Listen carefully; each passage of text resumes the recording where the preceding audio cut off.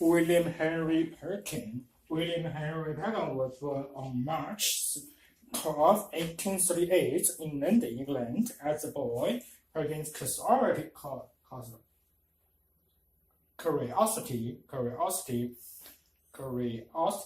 promoted earlier interest in the art, science, photography, and engineering, but it was a chance stumbling upon a run-down yet functional laboratory in his later grandfather's home that solidified the young man's enthusiasm for chemistry.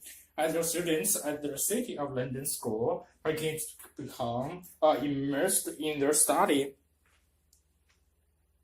of chemistry. His talents and devotion to the subject was perceived by his teacher, Thomas Hall, who encouraged him to attend a series of lectures given by the eminent scientist Michael Faraday at the Royal Institution. Those speeches fed the young chemist enthusiasm further, and he later went on to attend the Royal College of Chemistry, which he succeeded in entering in 1853 at the age of 15. At the time of Perkin's enrollment, and the Royal College of Chemistry was headed by the lauded German chemist August William Hoffmann, and Perkin's scientific gifts soon caught Hoffmann's attention, and within 2 years, he became Hoffmann's youngest assistant. Not long after that, Perkin made the scientific breakthrough that would bring him both fame and fortune. At the time, quinine was the only viable medical treatment for malaria, and the drug derived from the bark of the Scholar tree, native to South America, and by 1856, a demand for the drug was surprising the available supply. Thus, when Hoffmann made some passing comments about the desirability of a synthetic substitute for quinine, it was unsurprising that his star pupil was moved to take up the challenge. During his vacation in 1856, Perkin spent his time in the laboratory on the top floor of his family's house. He was attempting to manufacture quinine from aluminum, inexpensive and readily available coal or tar waste product. Despite his best efforts, however, he did not end up with quinine. Instead, he produced a mysterious dark sludge. Luckily, Perkin's scientific training and nature promoted him to investigate the substance further, incorporating imposting and decurement and alcohol into the aniline at the various stage.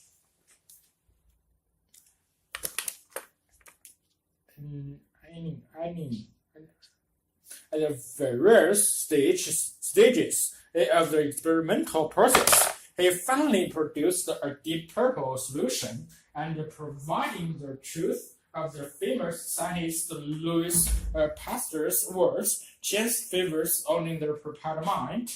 Perkin saw the potential of his unexpected find. Historically, textile dyes were made from such natural sources as plants and animal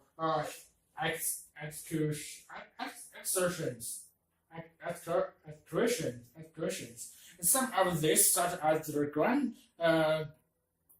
glandular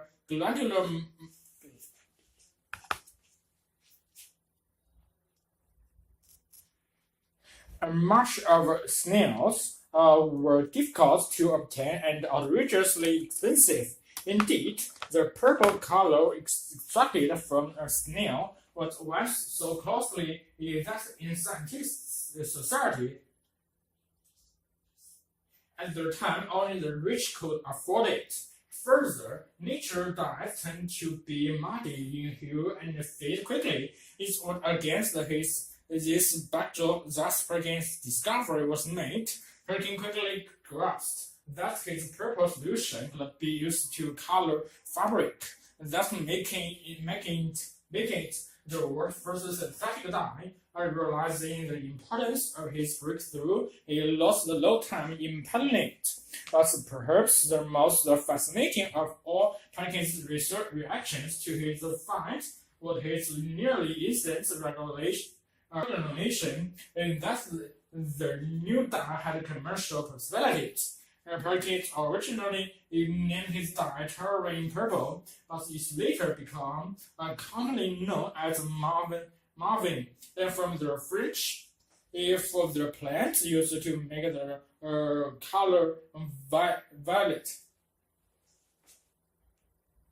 He asked the advice of Scottish dye workers owner Robert Poller, who assumed him that manufacturing the dye would be what it is if the color remained fast.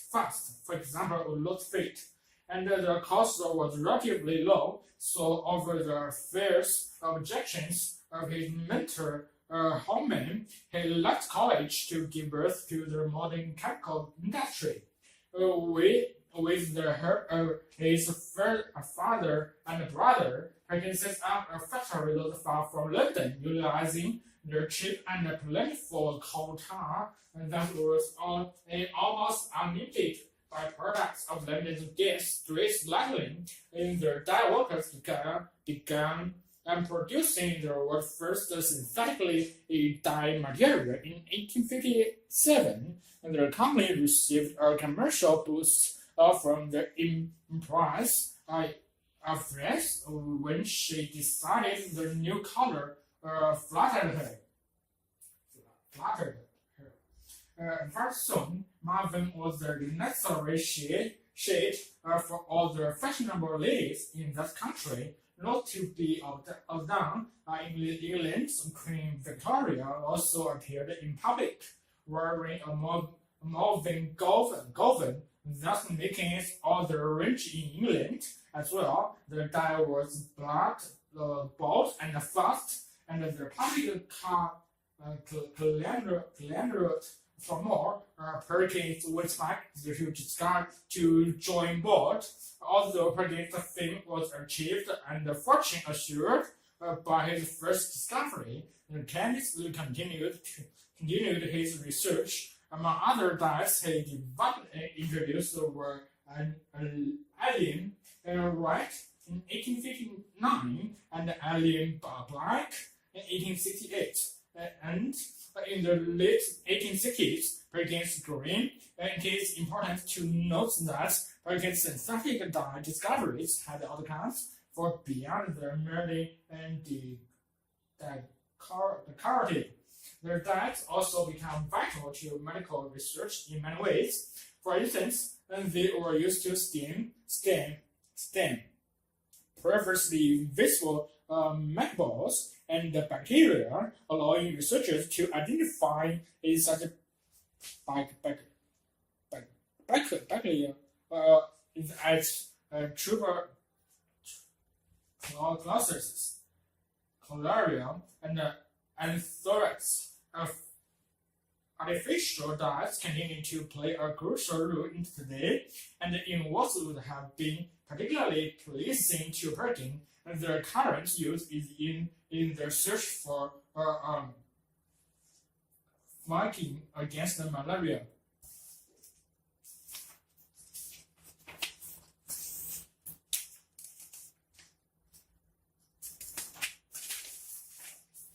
The question of whether we are alone in the universe has haunted humanity for centuries, but we may now stand poised on the brink of the answer to that question as we search for radio signals from other inhabited civilizations. This research, often known by the colony SETI, search for extraterrestrial intelligence, is a difficult one, although groups around the world have been searching intermittently for 3 decades. It is only now that we have reached the level of technology where we can make attempts to search all nearby stars for any sign of life.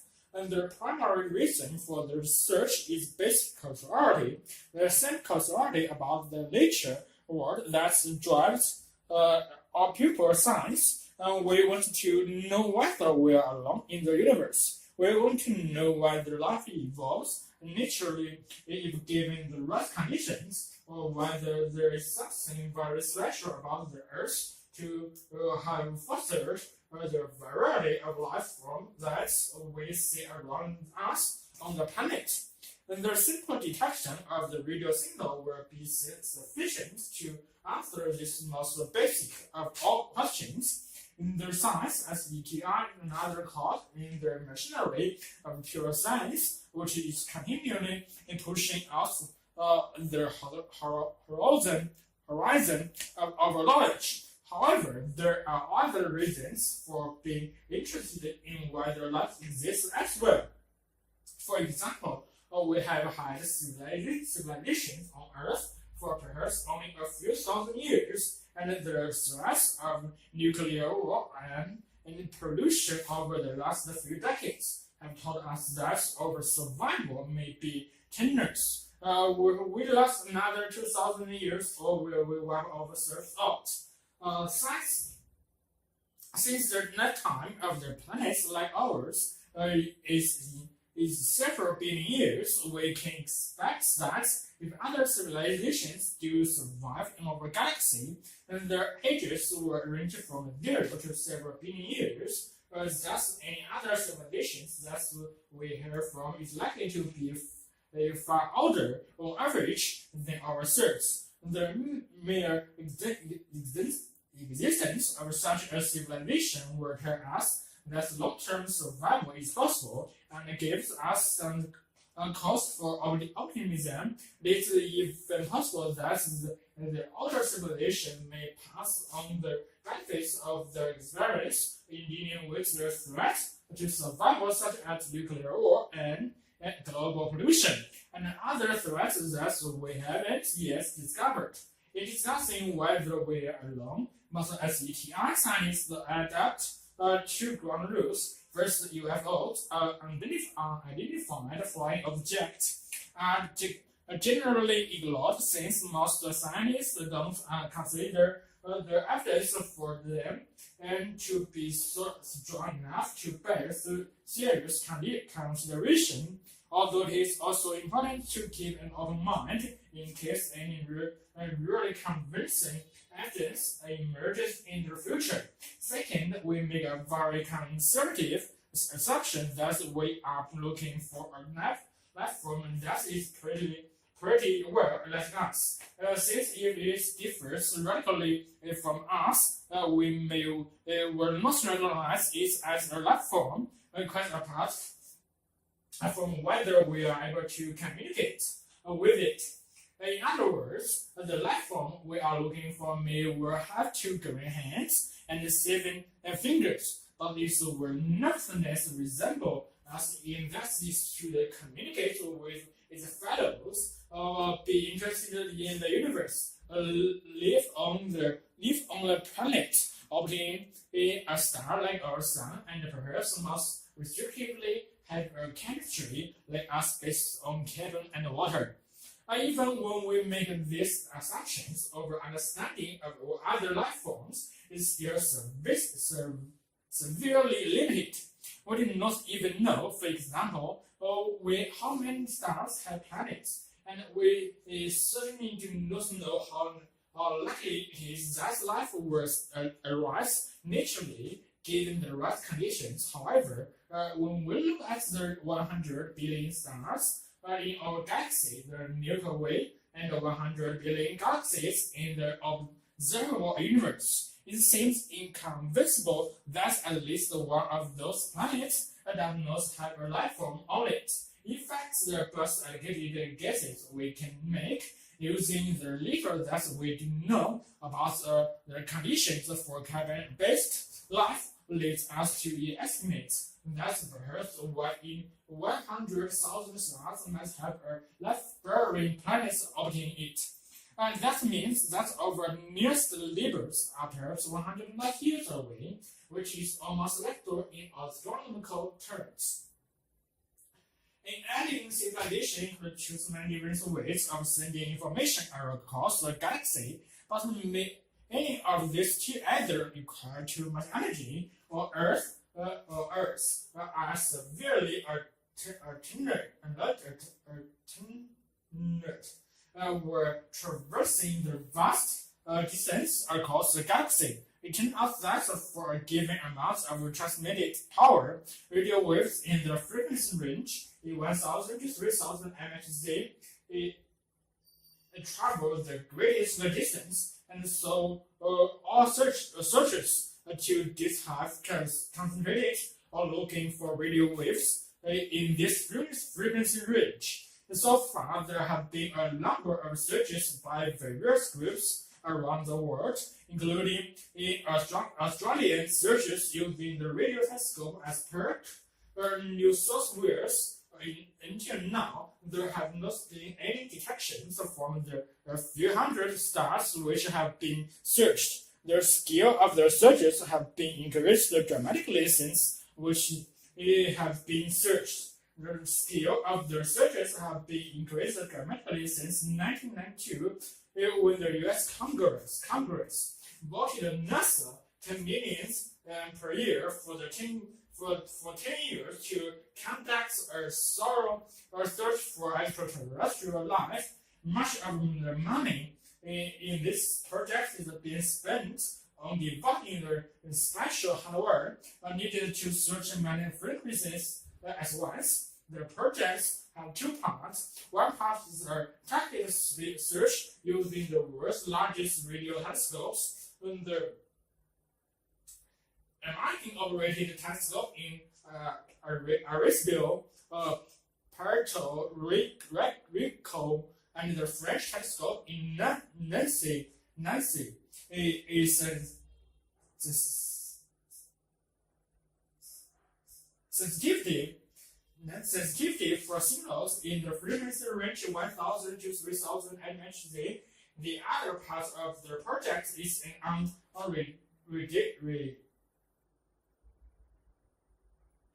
undirected search, which is monitoring all of space with a lower sensitivity using the smaller antennas of NASA deep space network. There is considerable debate over how we should react if we detect a signal from an alien civilization. Everybody agrees that we should not reply immediately, quite apart from the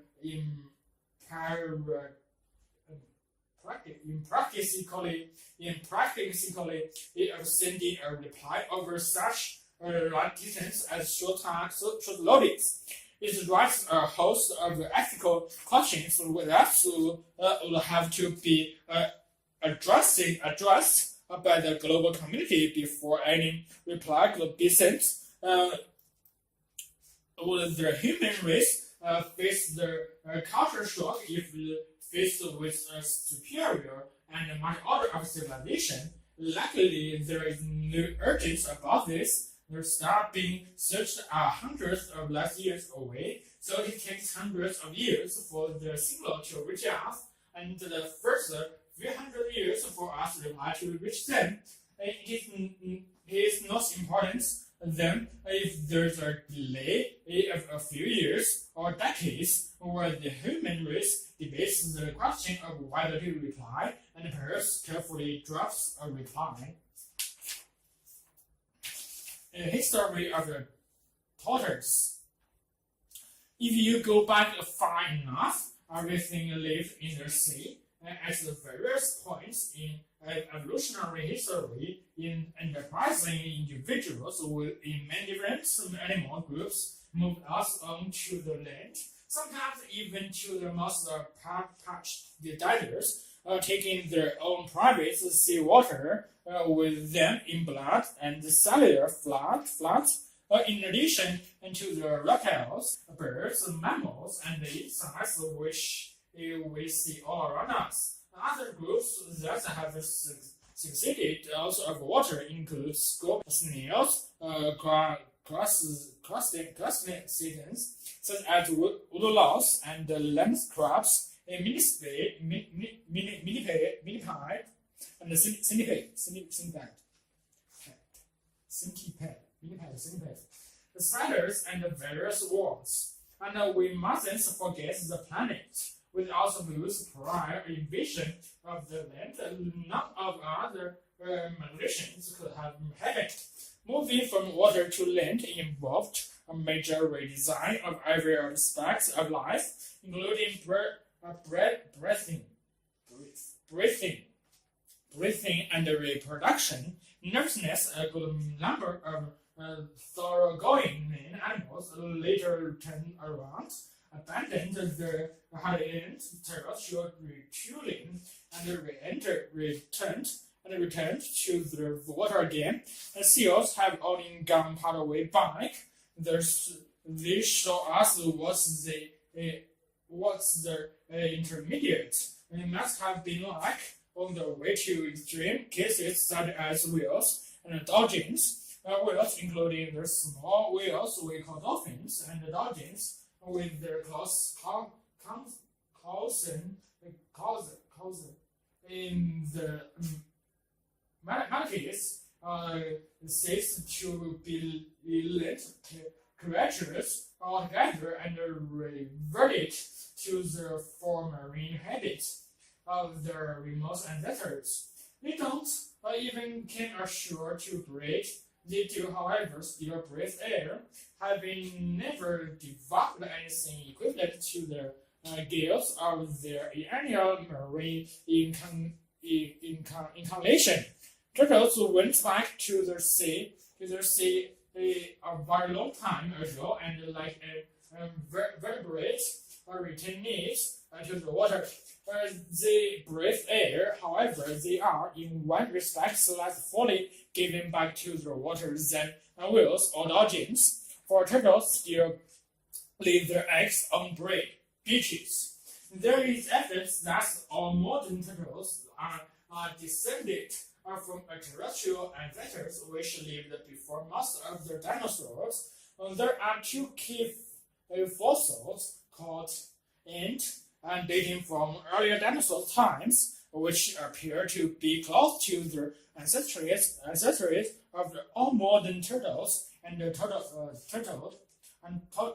tortoises. You must wonder how we can tell whether fossil animals lived on land or in water, especially if only fragments are found. Sometimes it's obvious. And the reptilian contemporaries of other dinosaurs with fins like dolphins, and they surely lived like dolphins in the water. With turtles, it is a little less obvious. One way to tell is by measuring the bones of their forelimbs. Walter Joyce and Joe Jacobs and Yale University obtained 3 measurements in this particular bones.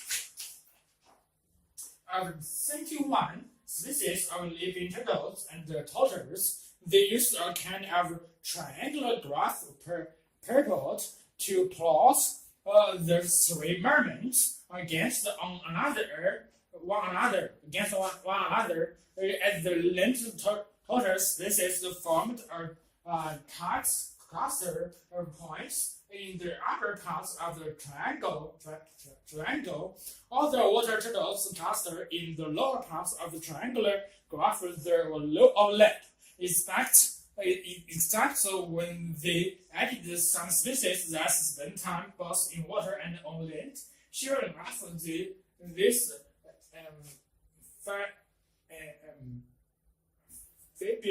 amphibious species show us on the triangular graph are approximately halfway between in the west cluster of sea turtles and the dry cluster of land turtles. The next steps were to determine whether the fossil fill the bones of P and P Ielts notice the points on the graph are drops in the state of the dry cluster. Both these fossils were dry land turtles. They came from the era before our turtles returned to the water. Yes, you may think, therefore, that modern land terrestrials have probably stayed on land ever since those earlier terrestrial times, and as most mammals did after a few of them was back to the sea, but apparently not. If you draw out the founding tree of all modern turtles and tortoises, nearly all their branches are aquatic. Today's land terrestrial constitutes a science branch and deeply nested among branches consisting of aquatic turtles. This suggests that modern land turtles have not stayed on land continuously since the time of P and P. Rather, their ancestors were among those who went back to the water, and they then emerged back onto the land in relatively more recent time. And tortoises therefore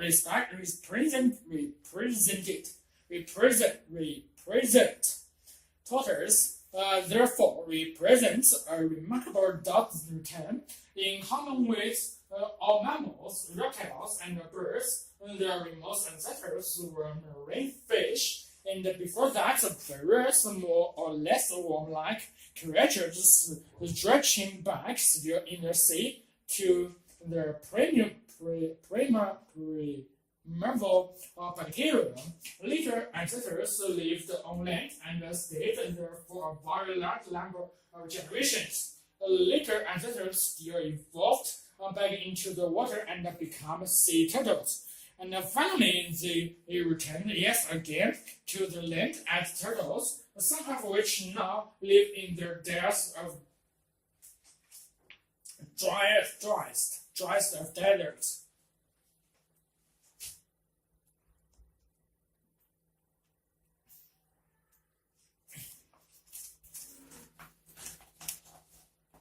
Hearing impairments of other auditory function deficits in young children can have a major impact on the development of speech and communication, resulting in a detrimental effects on their ability to learn at school. This is likely to have major consequences for the individual and the population as a whole. The New Zealand Ministry of Health has found from research carried out over 2 decades that 6 to 10% of children in the country are affected by hearing loss. A preliminary study in New Zealand has shown that classroom noise presents a major concern for teachers and pupils.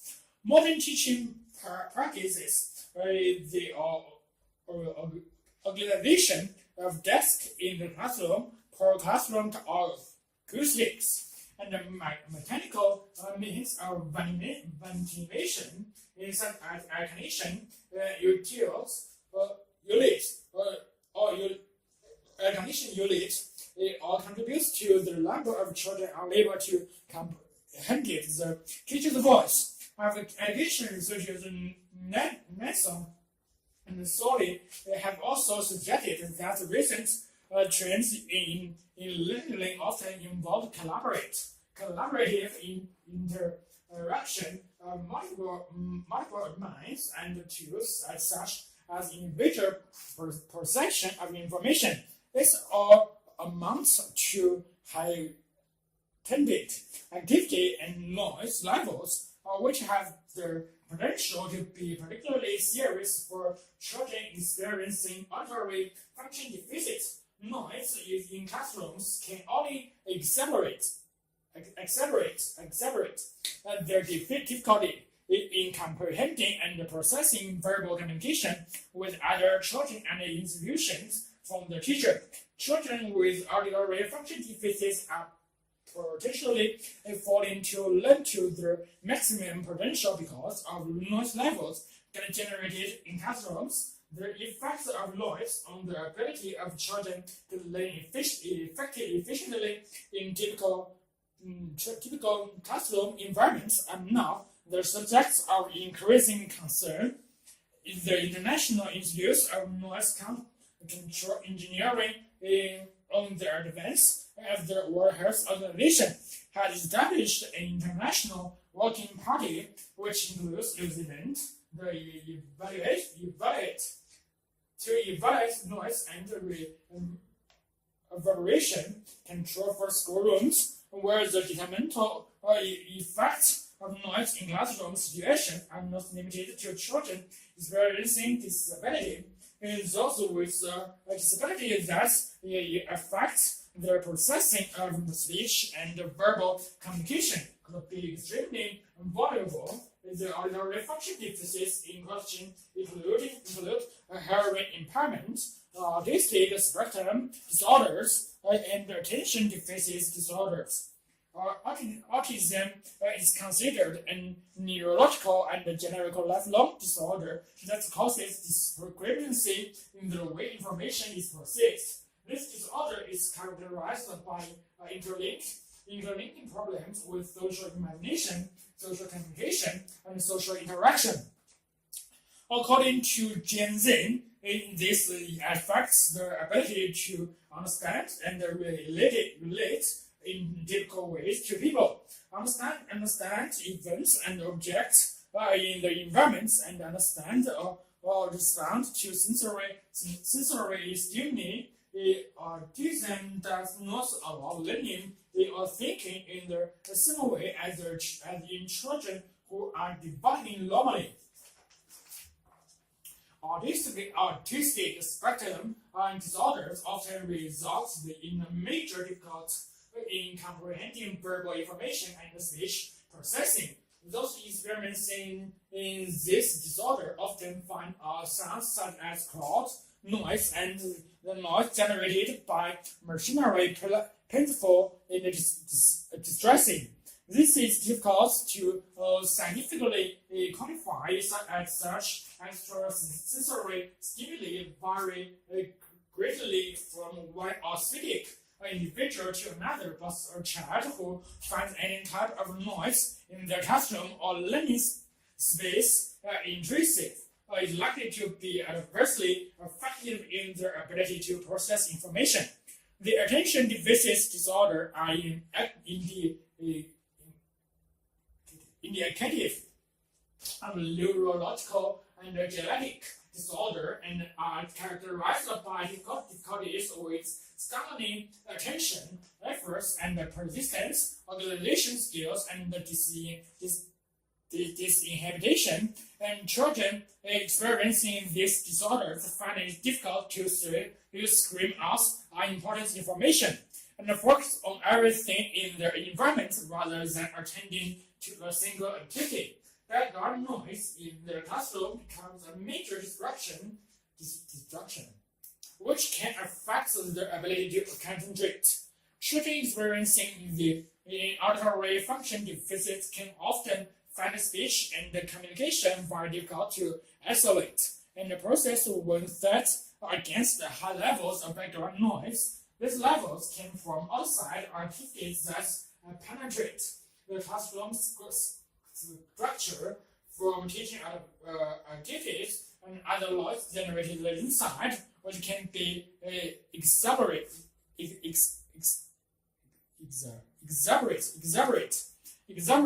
by room reverberation. Strategies are needed to obtain the optimum classroom construction and perhaps a change in classroom culture and methods of teaching. In particular, the efforts of noise classroom and activities on those experiencing with disabilities in the form of auditory function deficits need thorough investigation. It is probably that many undiagnosed children exist in the education system with invisible disabilities. These are less likely to be met than those of children with known disabilities. The New Zealand government has developed a New Zealand disability strategy and has embarked on the wide range consultation process. The strategy recognizes that people experiencing disability face significant barriers in the achieving of full quality of life in areas such as attitude, education, employment, and access to services. Objective 3 of New Zealand disability strategy is to provide the best education for disabled people by improving education so that all children, young youth, learners, and adult learners will have equal opportunities to learn and develop within the already existing local school. For a successful education, the learning involvement is virtually significant, so any effort to improve this is likely to be of great benefit to all children, but especially to those with auditory function disabilities. A number of countries are already in the process of formulating their own standards for the control and the reduction of classroom noise. New Zealand will probably follow their example. The literature to date on noise in schoolrooms appear to focus on the efforts on school children in general, their teachers and their hearing impaired. Only limited attention appears to have been given to those students experiencing the other disabilities involving auditory function deficits. It is imperative that the list of these children are taken into account in the setting of appropriate international standards to be promulgated in future.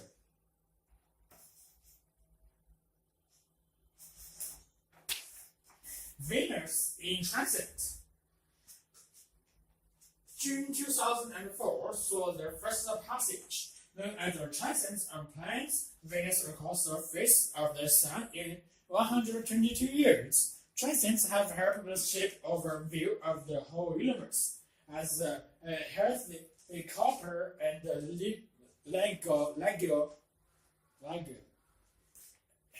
Hanbest explained, on 8 June 2004, more than half of the population of the world were treated to real astronomical events for over 6 hours. The planet Venus steadily inched its way over the surface of the Sun. This transit of Venus was the first since 6 December 1882. On that occasion, American astronomer Professor Simon Newcomb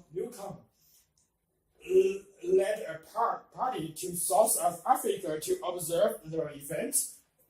They were based at a girls' school where it is alleged the combined forces of 3 school mysteries outperformed the professional with the accuracy of their observations. For centuries, transits of Venus have drawn explorers and astronomers alike to the 4 scholars of the globe, and you can put this all down to the extraordinary importance. And Henley, in November 1677, Henley observed a transit of the innermost planet, Mercury, from the desolate islands of islands in the South Pacific, we realized that from different latitudes, the passage of the planets across the sun appear to differ. By timing the transit from two widely separated locations, terms of astronomers will calculate the parallax angle, the apparent difference in position of an astronomical body due to differences in the observation of observers.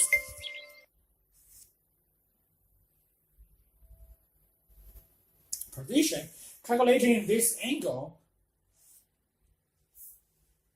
will allow astronomers to measure what was the ultimate goal, the distance of the Earth from the Sun. This distance is known as the astronomical unit of AU or AU. Anyone was aware that the AU was one of the most fundamental of all astronomical measurements. Just Kepler in the early 20th century had shown that the distance of the planets from the Sun governed the orbital states, which were easily immeasurable, but no one had found a way to calculate accuracy distance to the planets from the Earth. The goal was to measure the AU, then look in the orbital states of all the other planets around the Sun. The scale of the solar system would fall into place. However, he realized that Mercury was so far away that this parallax angle would be very difficult to determine. As Venus was closer to the Earth, its parallax angle would be larger, and he worked out that by using Venus it would be possible to measure the sun distance to 1 part in 500. But there was a problem. Transits of Venus, unlike other Mercury, are real, occurring in pairs, are roughly 8 years apart every hundreds or so years. Nevertheless, he accurately predicted that Venus would cross the face of the Sun in both 1761 and 1769,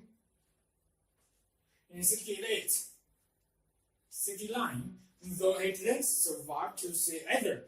Inspired by his suggestion of a way to pin down the scale of Sun's solar system, teams of British and French astronomers set out on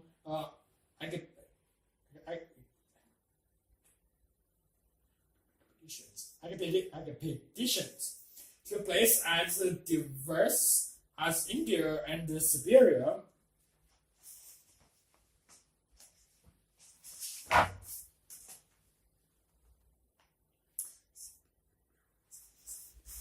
But things wasn't helped by British and French being at war. The person who deserved most sympathy is the French astronomer Guillaume Le Gentil. He was thwarted by the fact that the British was placing in his observations as particularly in India, fleeing on the French warship crossing the Indian Ocean. Le Gentil saw a wonderful transits, but the ship pitching and rolling ruled out any attempts to making accurate observation. Undoubted, he remained south of the equator, keeping himself busy by studying the islands of Mauritius and Madagascar before setting off to observe the lake's transits in the Philippines. Ironically, after traveling nearly 50,000 kilometers, his view was clouded out at the last moments of very disrupting experience, where the earlier transits timings it was as precious as instrument, and would allow the measurements were docked by the black dot effect. When Venus begins to cross the sun disk, it looks smeared. It looks circular, which makes it difficult to establish timings. This is due to differentiation of light.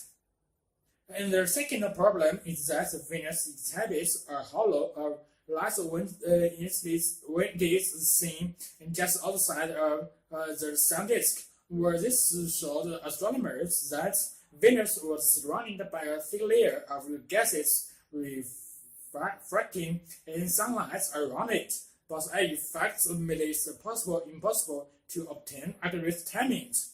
But astronomers labored hard to analyze the results of this expectation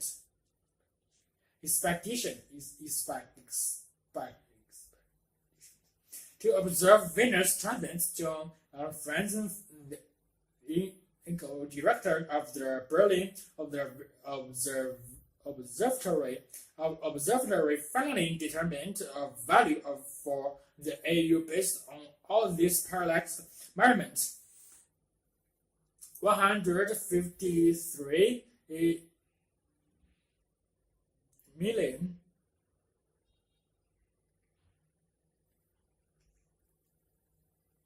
340,000 kilometers, reasonably accurate for their time. That is quite close to today's value of 149 billion 597 in thousand 870 kilometers, determined by reader, which has no surprise transits, and all other methods in accuracy. The AU is cosmic. The AU is a cosmic measuring rod, and the bias of how we scale the universe today, the basis of how we scale the universe today. The parallax principle can be extended to measure the distance to the stars. If we look at stars in general, Earth is at one point in its orbit. It would seem to be in a different position from where it appears 6 months later. Knowing the width of Earth's orbit, the parallax shifts let astronomers calculate the distance. And during 2004, transits of Venus were thus more of an astronomical spectacle than scientifically important event, but such transits have paved the way for what might prove to be one of the most vital breakthroughs in the cosmos. Detecting Earth-sized planets orbiting other stars.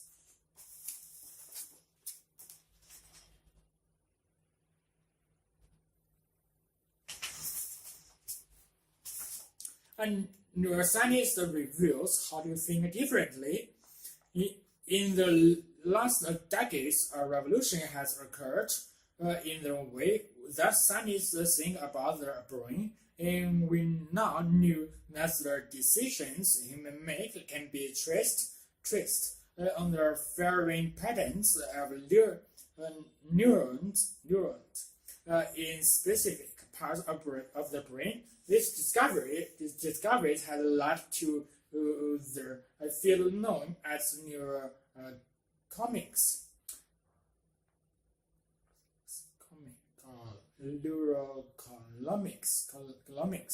which studies the brain's secrets uses in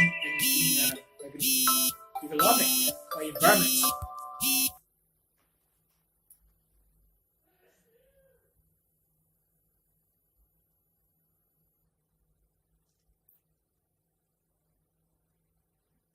And that demands innovation and being able to do things differently from competitors. A brain that can do this is an iconoclastic one. Briefly, an iconoclast is a person who does something that others see can't be done. And this definition implies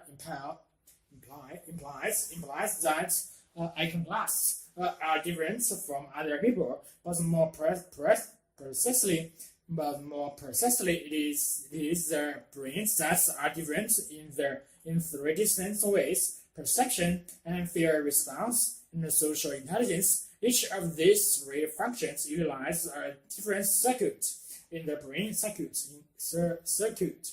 brain. And listeners might suggest that the brain is irrelevant, that thinking in the original, even revolutionary ways is more a matter of personality than brain functioning, but the field of neurokinetic was born out of the realization that the physical workings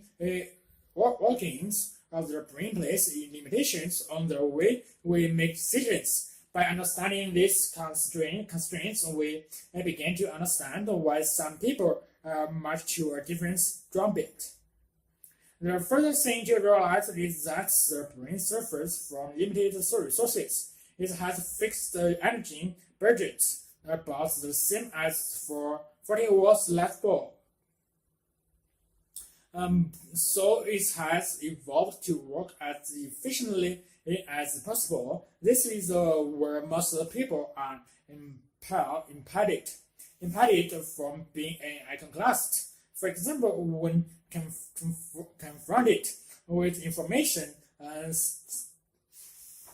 streaming in from the eyes, the brain will interpret this information in the quickest way possible. Thus, it will draw on both past experience and any other resource of information, such as what other people say, to make sense of what is seen. This happens all the time, and the brain takes shortcuts that works well. We are hardly ever aware of them. We think our perceptions of the world are real, but they are only biological and electrical rumblings. Perception is not simply a product of what your eyes or ears transmit to your brain, more than the physical reality of photons or sound waves. Perception is a product of the brain, and perception is central to iconoclasm.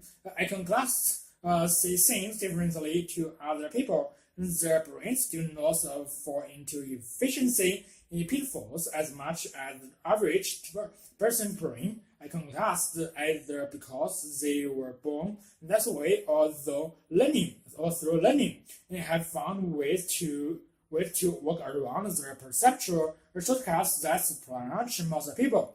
Perception is not something that is hardwired into the brain. It is a learned process, which is both curse and an opportunity for change. The brain faces the fundamental problem of interpreting physical stimuli from the senses. Everything the brain sees, hears, or touches has multiple interpretations. That one that is ultimately chosen is simply the brain's best theory. In technical terms, these conjectures have their basis in the statistical likelihood of one interpretation of another and are heavily influenced by past experience and, importantly, for potential iconoclast what other people say. The best way to see things differently to other people is to bombard their brain with things it has never encountered before. Novelty releases the perceptual process from their chains, past experience, and forces their brain to make new judgments. Successful iconoclasts have an extraordinary willingness to be exposed to what is fresh and different. Observation of iconoclasts shows that they embraced novelty where most people avoid things that are different. And the problem with novelty, however, is that it tends to trigger their brain's fear system. Fear is a major impediment to thinking like an iconoclast and stops the average person in his track. There are many types of fear, but there are two that inhabit iconoclast thinking, and people generally find difficult to deal with fear of uncertainty and fear of public ridicule. This may seem like a trivial phobias, but fear of public speaking, which everyone must do from time to time, afflict 1/3 of the population. This makes it too common to be considered a mental disorder. It's simply a common variation of human nature, one which iconoclasts do not less inhibit their reactions. Finally, to be successful iconoclasts, individuals must sell their ideas to other people. This is where social intelligence comes in. Social intelligence is the ability to understand and manage people in a business setting. In the last decade, there has been an explosion of knowledge about the social brain and how the brain works when groups coordinate decision making. Neuroscience has revealed which brain circuits are responsible for functions like understanding what other people think, empathy, fairness, and social identity. These brain regions play key roles in whether people can convince others of their ideas. Perception is important in social calculation too.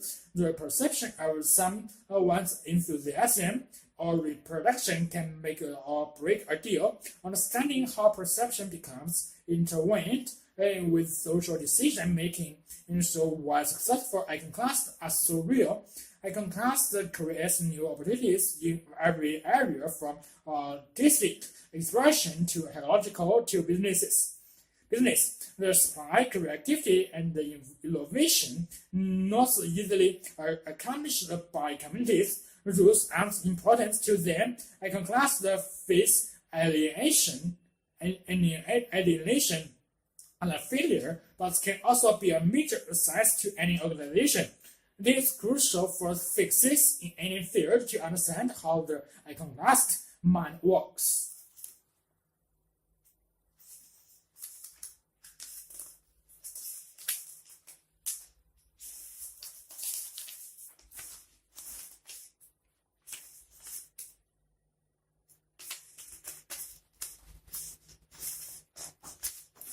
Attitude to language. It is not easy to be systematical and objective about language today.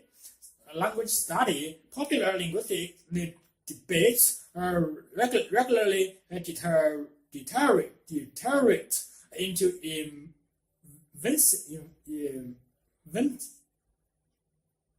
inventive and polemic.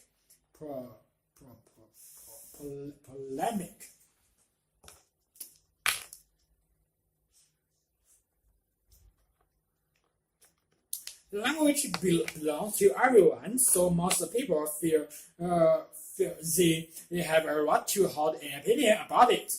And when opinions differ, emotions can run high. Arguments can start as easily over minor points of usage as over major policies of linguistic education. Language, moreover, is a very public behavior, so it is easy for different usage to be lauded and criticized. No part of society or social behavior is exempt.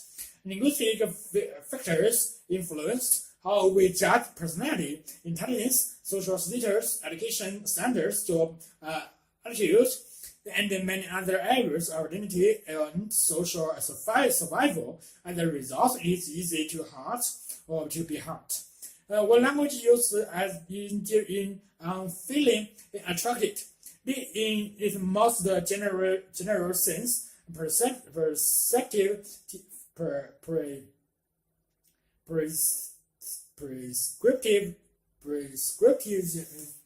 prescriptivism is the view that one variety of language has an inherently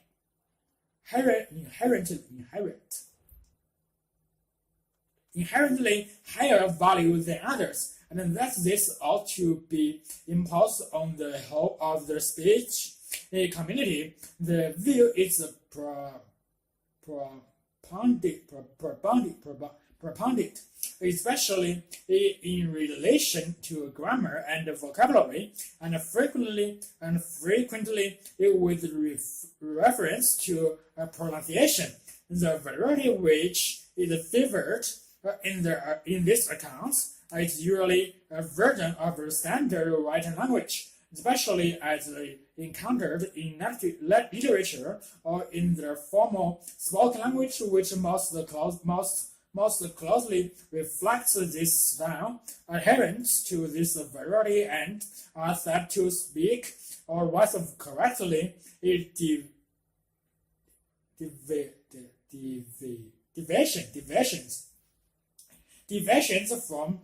Deviations from it are so said to be incorrect. Deviations. Other main languages have been studied prescriptively, especially in the 18th century approach to the writing of the grammars and dictionaries. The aims of these earlier grammarians was threefold. They wanted to codify the principles of their languages, to show that there were a system beneath the apparent chaos of usage. B. They wanted a means of settling disputes over usage. And C. They wanted to point out whether they felt to be common errors in order to improve the language. The authoritarian nature of the approach is best characterized by the reliance on rules of grammar. Some usages are prescribed to be learned and followed accurately. Others are prescribed to be avoided. In this earlier period, there were no half measures. Usage were either right or wrong, and it was the task of the grammarian not simply to record alternatives, but to pronounce judgments upon them. And these attitudes are still with us, and they motivate our widespread concern that linguistic standards should be maintained. Nevertheless, there is an alternative point of view that is concerned less with standards than with the facts of linguistic usage. This approach is summarized in the statement that it is the task of the grammarian to describe or prescribe, to record the facts of linguistic diversity, and not to attempt the impossible task of evaluating language variation or halting language change. In the second half of the 18th century, we already find out advocates of this view, such as Joffins Presley, whose rudiments of English grammar is 1761, insists that the custom of speaking is the original and only just a standard of any language. Linguistic issues, it is argued, it cannot be solved by logic and legislation, and this view has become the talent of the modern linguistic approach to grammatical analysis. In our own time, the opposition between descriptive and prescriptives has often become extreme, with both sides peddling unreal pictures of the other. Descriptive grammarians have been presented as people who do not care about standards because of the way they see all forms of usage are equally valid. Prescriptive grammarians have been presented as blind adherents to a historical tradition. The opposition has even been presented in Christian political terms or of radical liberalism versus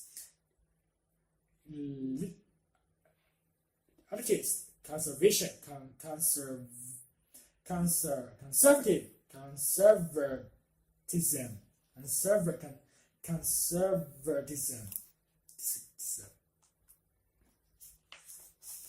tide power. Undersea turbines, which produce electricity from their tides, are said to become an important source of renewable energy for Britain.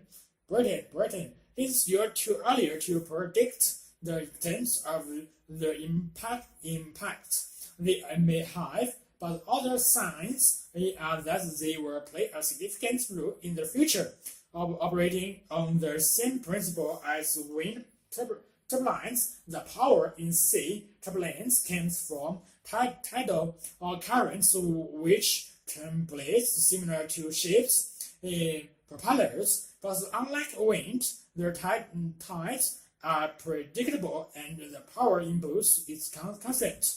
The technology raises the prospect of Britain become self-sufficient in renewable energy and drastically reducing its carbon dioxide emissions. If tide, wind, and wave power are all developed, Britain would be able to close gas, coal, and nuclear power plants and export renewable power to other parts of Europe. Unlike wind power, which Britain originally developed and then abandoned for 20 years, allowing the Dutch to make it a major industry. Undersea turbines could become a big export earners to island nations such as Japan and New Zealand. Tidal sites have already been identified that will produce 1/6 or more of UK's power, and its price competitive with modern gas turbines and undercutting those of the already aligned nuclear industry. One side along the pipeline face between Orkney and mainland Scotland could produce 10% of the country's electricity with banks of turbines under the sea, and another ordinary in the channel. Only in the Channel Islands, 3 times the 1,200 megawatts of Britain's largest and newest nuclear plant, Caesar B in Suffolk. Other sites identified include the Bristol Channel and the west coast of Scotland, particularly the channel between Campbelltown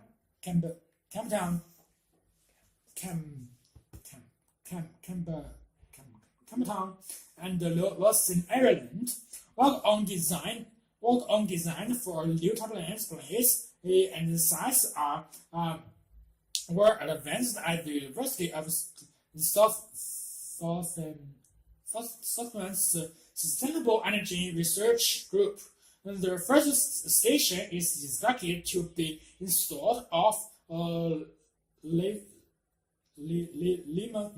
in Dublin, shortly to test the technology in the venture jointly funded by the Department of Trade and Industry and the European Union. Albert Bell, in charge of the Scotland's research, said the prospects for energy from tidal currents are far better than from wind because the flows of water are predictable and constant. And the technology for dealing with the hostile saline environment and the sea have been developed in the North Sea oil industry, and much is already known about the turbine blade design. And because of wind power and ship propellers, there are few technical difficulties. But I believe in the next 5 to 10 years, we will be installing commercial marine turbine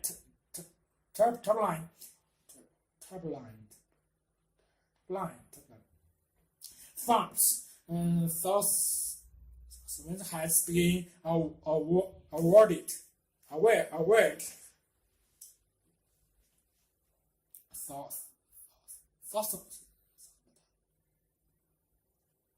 Has been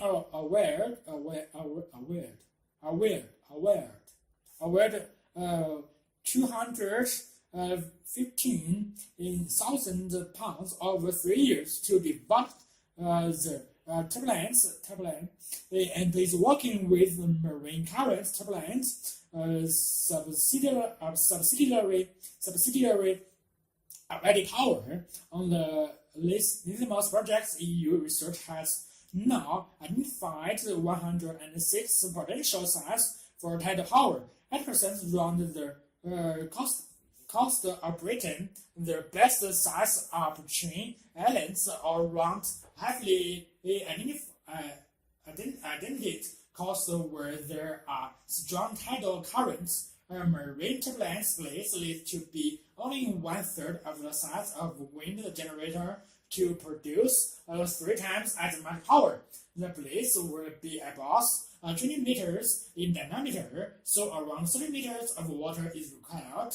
Unlike wind power, there are unlikely to be environmental objections. Fish and other creatures are thus unlikely to be at risk from the relatively short turning blades. Each turbine will be mounted on a tower, which will connect to the national power supply grid via underwater cables. The towers will stick out of the water and built to on ships, and also be designed to be lifted out of the water for maintenance and to clean seaways from the blades. Dr. Behal has done most of the work on the ordinary sites,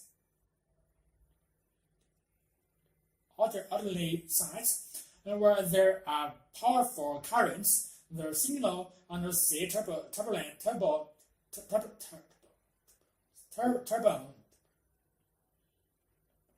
on farm would produce far more power than needed for the Channel Islands, as the most would be fed into the French grid and be re-imported into Britain via the cable under the channel.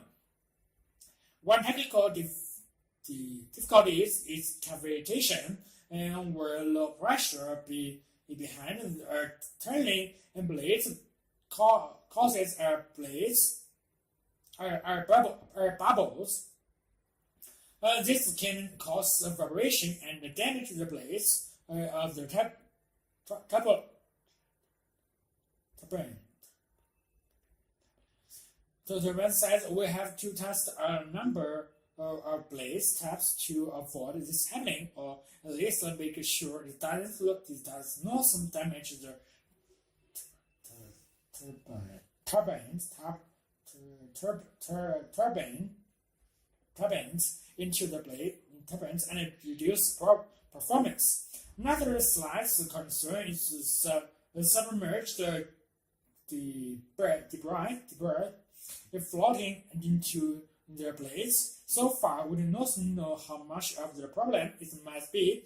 They will have to make the turbines robust because the sea is a hostile environment. But all the signs that we can do are good.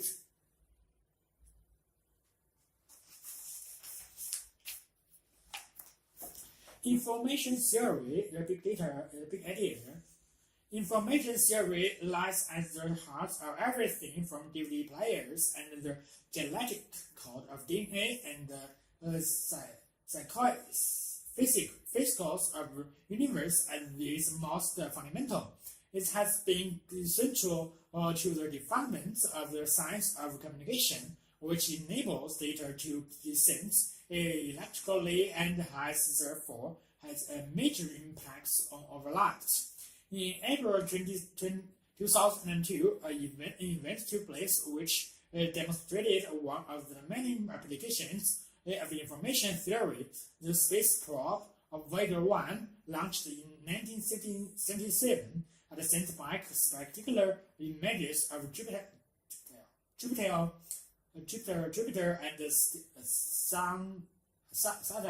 Saturn, and then sold out of the solar system on the one-way mission into the stars. After 25 years of exposure to the freezing temperatures of deep space, the probe was beginning to show its age. Sensors and circuits were on the brink of falling, and NASA experts realized that they had to do something or lose contact with their probe forever.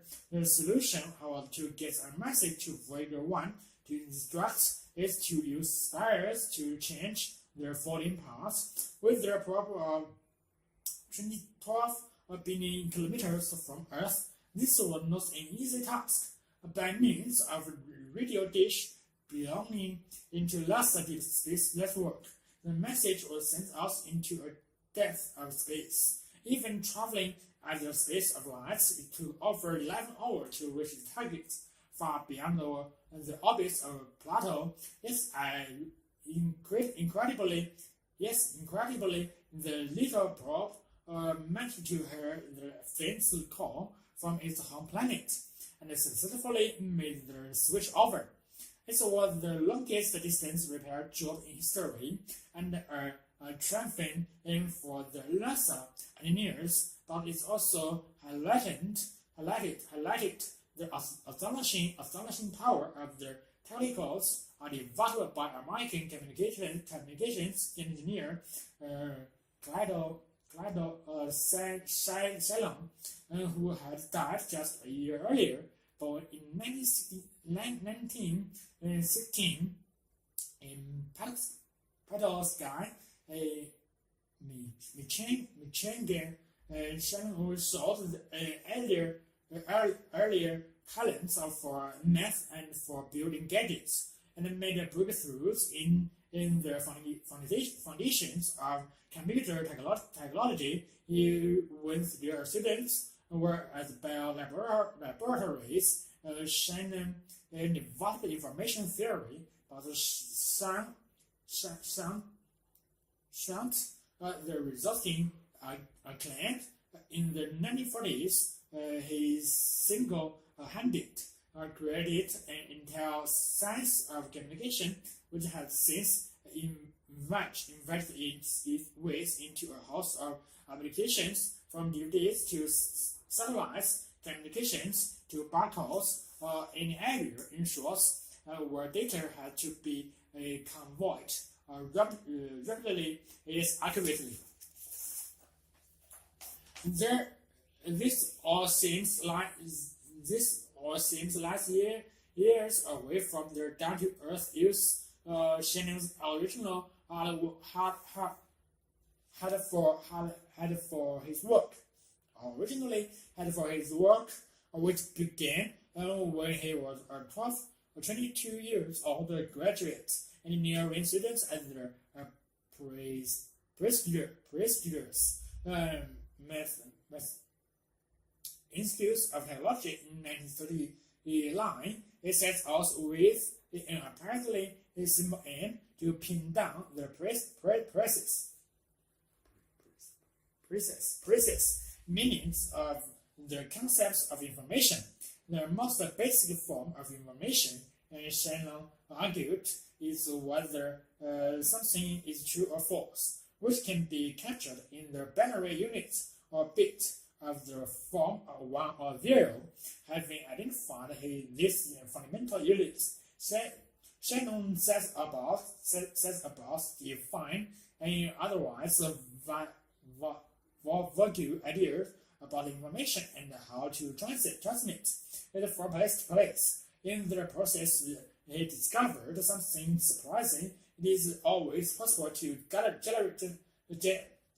guarantee information will get through gradient interface, noise, interact.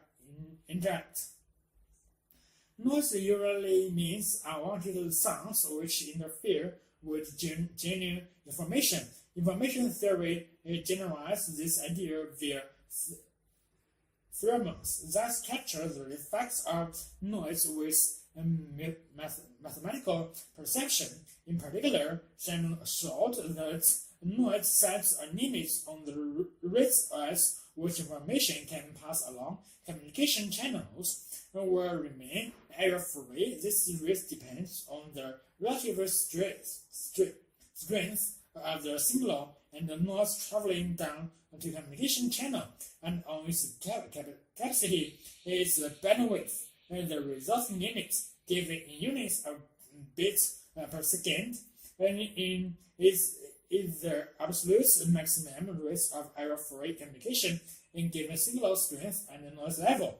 The trick Shannon showed is to find ways of packing up coding information to cope with the ravages of noise or staying within the information carrying capacity bandwidth of the communication system being used. Over the years, scientists have devised many theoretical methods, and they have proved crucial in many technological feats. And the Voyager spacecraft transmitted data using codes, which added 1 extra bit for every single bit of information. The result was an error rate of just 1 bit in 10,000, and a startlingly clear picture of the planet.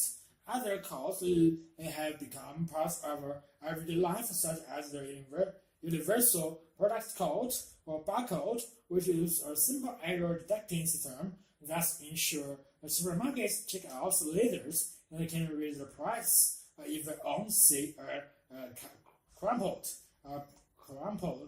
bag of crisps. As recently as 1993, engineers made a major breakthrough by discovering so-called turbo codes, which come very close to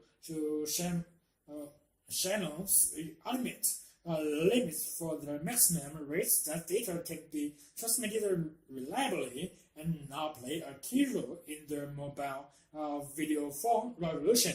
Channels also laid the foundation of more efficient ways of storing information, and by stripping out the superfluous, redundant, based from data which contributed little real information. As a mobile phone text message like "I can see you" show, if it is often possible to leave out a lot of data without losing much meaning. And with error correction, however, there's a limit beyond which messages become too ambiguous. Shannon shows how to calculate this limit, or opening the way to the design of compression methods that current maximum information into the minimal space.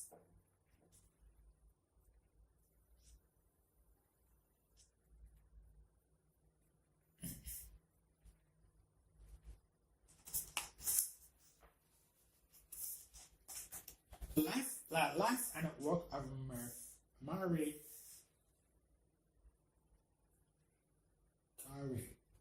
Curie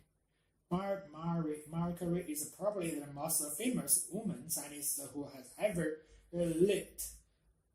Born Marie Curie in Poland in 1867, she is famous for her work on radioactivity and was twice the winner of the Nobel Prize with her husband, and she was awarded the 1903 Nobel Prize for Physics, and was then sole winner of the 1911 Nobel Prize for Chemistry. She was the first woman to win a Nobel Prize from childhood.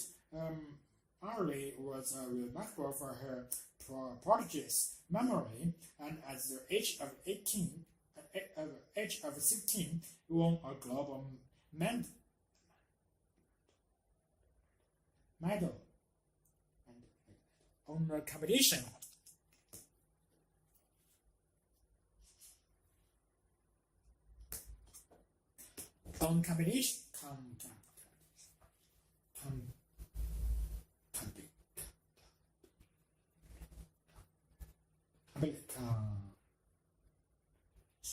Of her secondary education, because her father lost his savings through bad investment.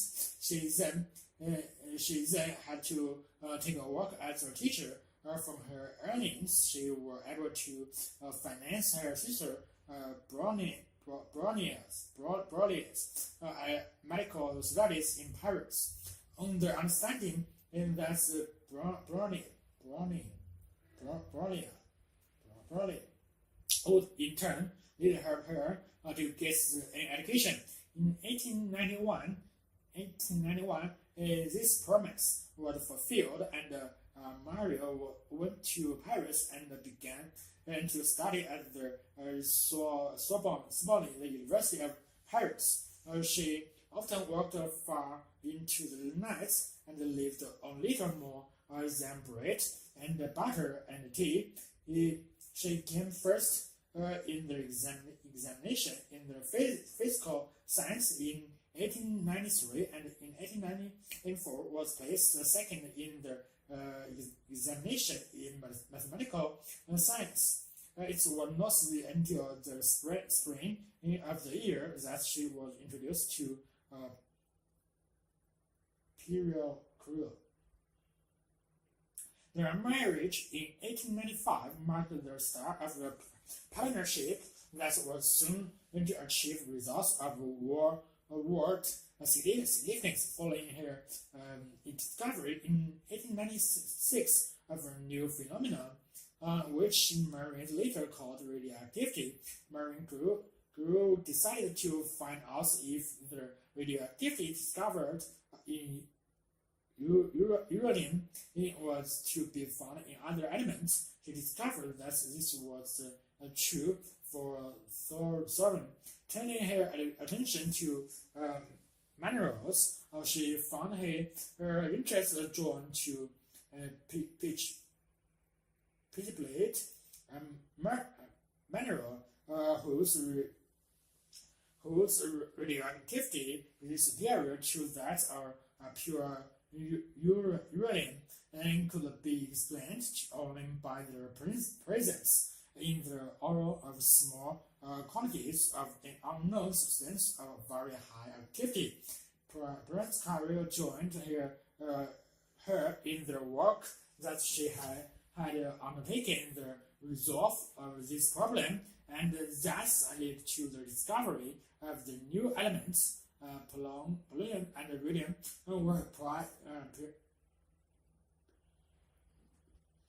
devoted and served chiefly to the physical study of the new radiations. Marie Curie's struggled to obtain pure radium in the metallic states. This was achieved with the help of the chemist, one of his pupils. Based on the results of this research, Marie Curie received the doctorate of science, and in 1903, Marie and Pierre shared with Beck's the Nobel Prize for physics for the discovery of radioactivity. The birth of Marie's two daughters live in 1897 and 1904 failed to interrupt her scientific work. She was appointed lectures in physics at the for girls in France 1900 and introduced a method of teaching based on experimental demonstrations. In December 1904, she was appointed chief assistant in the laboratory directed by Pierre. The sudden death of her husband in 1906 was a bitter blow to Marie Curie, but was also a turning point in her career. Henceforth, she was to devote all her energy to completing along the scientific work that they had undertaken. On May 13, 1906, she was appointed to the professorship that had been left vacant on her husband's death, becoming the first woman to teach at the Sorbonne. In 1911, she was awarded the Nobel Prize for Chemistry for the isolation of a pure form of radium. During World War I, Marie Curie, with the help of her daughter, served to the development of the use of X-ray radiography, including the mobile units, which came to be known as little cores, used for the treatment of wounded soldiers in 1918. In the Radium Institute, whose staff Evans had joined, began to operate in earnest and become a center for nuclear physics and chemistry. Marie Curie, not at the highest point of the fame and from 1922, a member of the Academy of Medicine researched the chemistry of radioactive substance and the medical applications. In 1921, accompanied by her two daughters, Marie Curie made a triumphant journal to the United States to raise the funds for research on radium. Women there presented her with a gram of radium for her campaign. Marie also gave lectures in Belgium, Brazil, Spain, and Slovakia. And in addition, had the satisfaction of seeing the developments of the Rose Foundation in Paris and the inauguration in 1932 in Warsaw of the Radiant Institutes, where her sister Brownians became director. One of the Marine Crew's outstanding achievements was to have understood the need to accumulate intense radioactive sources, not only in the trees units, but also to maintain an abundant supply for research. The existence in Paris at the Radium Institute of a store of 1.5 gram of radium made their decisive contribution to the success of experiments undertaken in the years around 1930. This work prepared the way for the discovery of the Newton by Sir James General, and above all, for the discovery in 1933-34 by Ielts and the Federal Joint. 3 months after his discovery, Marie Curie died as a result of caused by exposure to radiation. She had often carried the test tubes containing radioactive isotopes in her pockets, remarking on the pretty blue-green light they give off.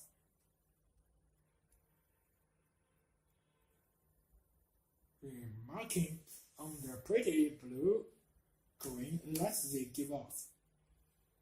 Her contribution to physics had been immense, not only in her own work, but the importance of which had been demonstrated by her 2 Nobel Prizes, but because of her influence on subsequent generations of nuclear physicists and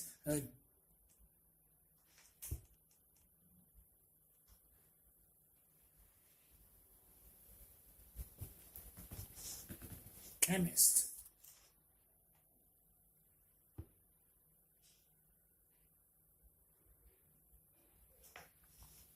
Young children's sense of identity, a sense of self-develops. A sense of self-develops in young children by degrees. The process can usefully be thought of in terms of the gradual emergence of 2 somewhat separate features. They serve as subjects and serve as an object. William James introduced the distinction in 1892, and contemporaries of his, such as Carus Collin, added to the dividing debate. However, science, the physics psychology, has continued building on the theory. According to James, a child's first step on the road to self-understanding can be seen as regulation that he or she exists. This is an aspect of the self that have labeled self as subjects and have give its variation elements. This include an awareness of one's own agents. For example, one power to act and an awareness of one's distinctiveness from other people. And these features gradually emerge as infants explore their world and interact with caregivers. Cooley, 1902, suggested that a sense of the self as subjects was primarily concerned with being able to exercise power he proposed that the earliest example of this infant's attempt to control physical objects such as toys or her own limbs. This is followed by attempts to affect the behavior of other people. For example, infants learn that when they cry or smell someone responds to them. Another powerful source of information for infants about the effects they can have on the world around them is provided when others mimic them. Many parents spend a lot of time, particularly in the earlier months, copying the infant's vocalization and expressions. In addition, young children enjoy looking in mirrors where the movements they can see are dependent upon their own movements. This is not to say that infants recognize the reflections as their own image. Later developments, however, Lawrence and Brooks Gargon in 1979 suggests that infants developing understanding that the movements they see in the mirror are contingent on their own leads to a growing awareness that they are distinct from other people. This is because they, and only they, can change the reflection in the mirror. This understanding that children gain of themselves as active agents continues to develop in their attempt to cooperate with others in play.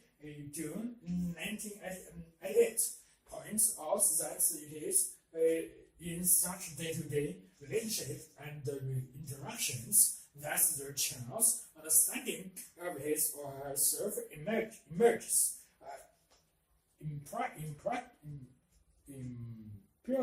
Empirical investigations of the self as subjects in young children are, however, rather skewed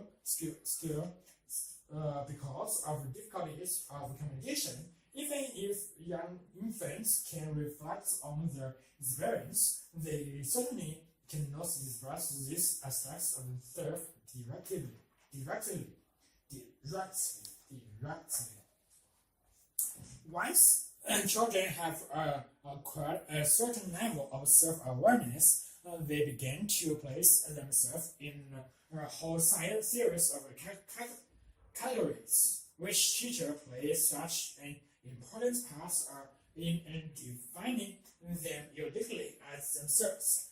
This is the second step in the development of for sense of self is what James called the self as object.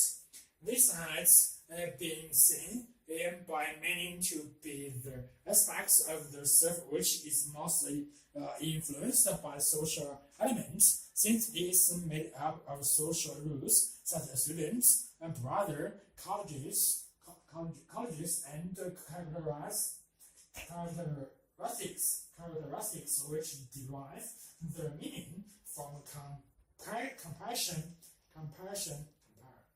comparison or interaction with other people, such as trustworthiness, shyness, sporting ability.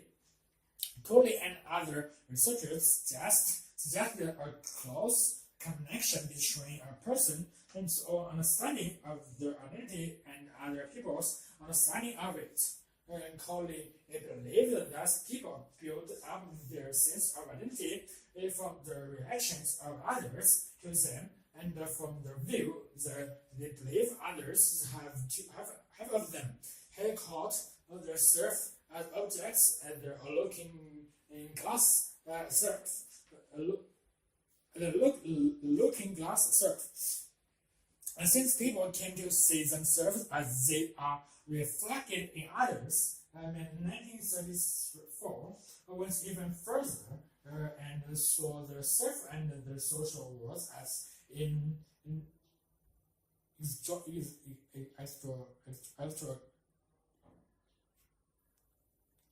extraordinarily bound together The self is essentially a social structure and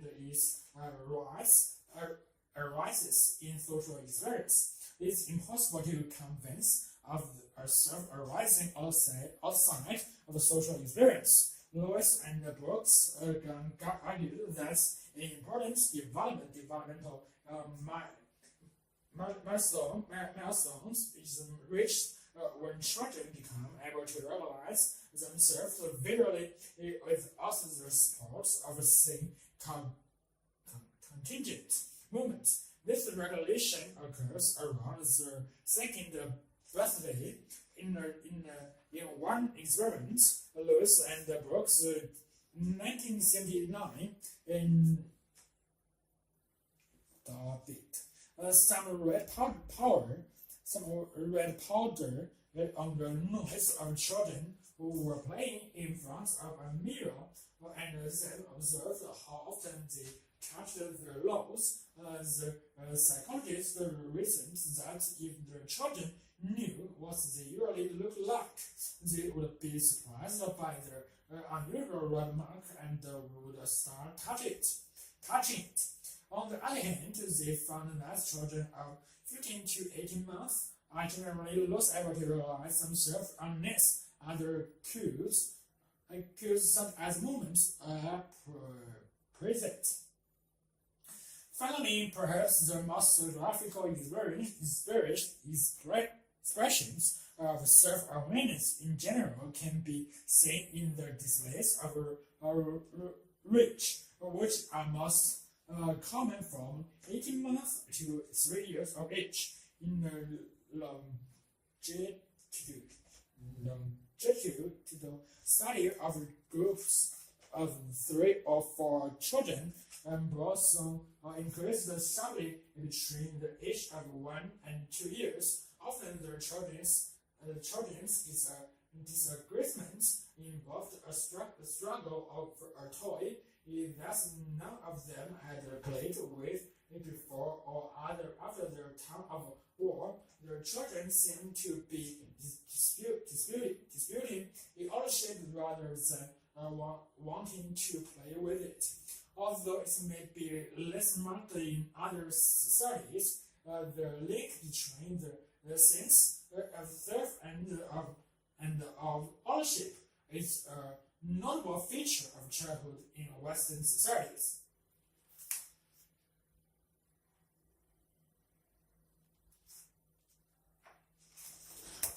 The development of the museum,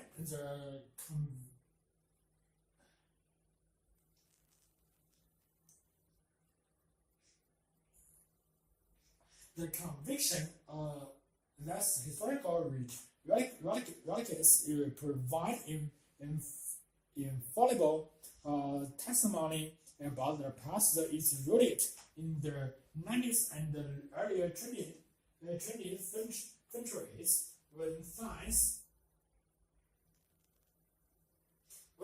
was regarded as objective and value-free, as one writer observed, although this no evidence that artifacts as earlier altered as chronicles part.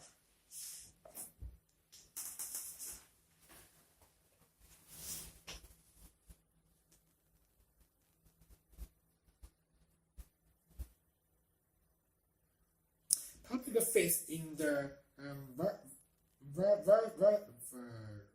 veracity endures in a tangible or radical or seems for real.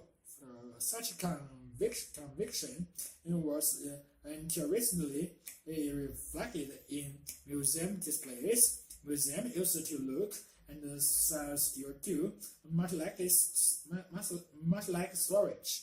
The rooms of objects packed together in showcases, good for scholars who wanted to study the subtle difference in design, but look for the ordinary visitor to whom it's all looked alike. Similarly, the information accompanying the objects often made little sense to the visitor. The contents and the format of explanations dated back to a time when the museum was the exclusive domain of the scientific research. Recently, however, attitudes towards history and the way it should be presented have altered. The key word in heritage display is now experience. The more exciting in the better and is possible involving other senses. A good example of this approach in the UK and Geographical Centre in New York. The National Museum of Photography, Film and Television in Brantford and the Imperial War Museum in London in the US, and the trend emerged much earlier.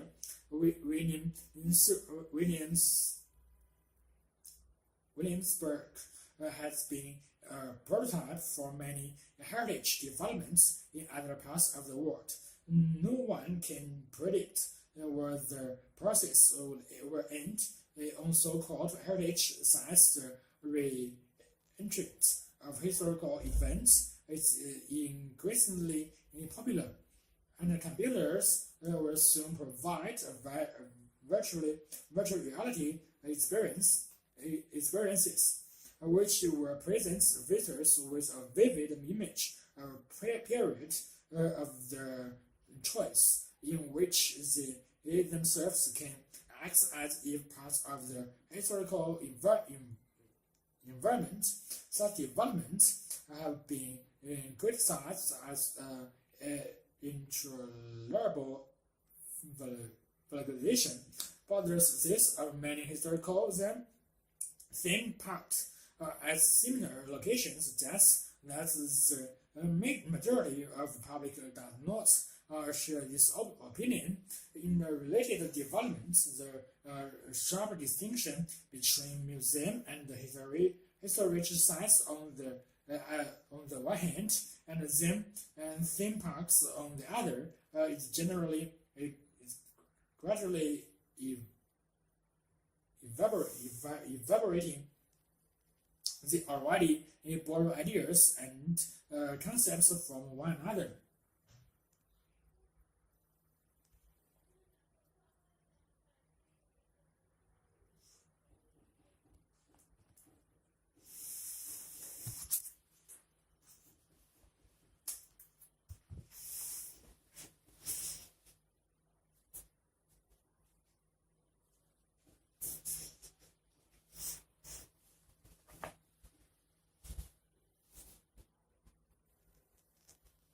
Is generally evaporating. They already borrow ideas and concepts from one another. For example, museums have adapted storylines for exhibition, and sites have accepted theming as relevant too, and the theme parks are moving towards more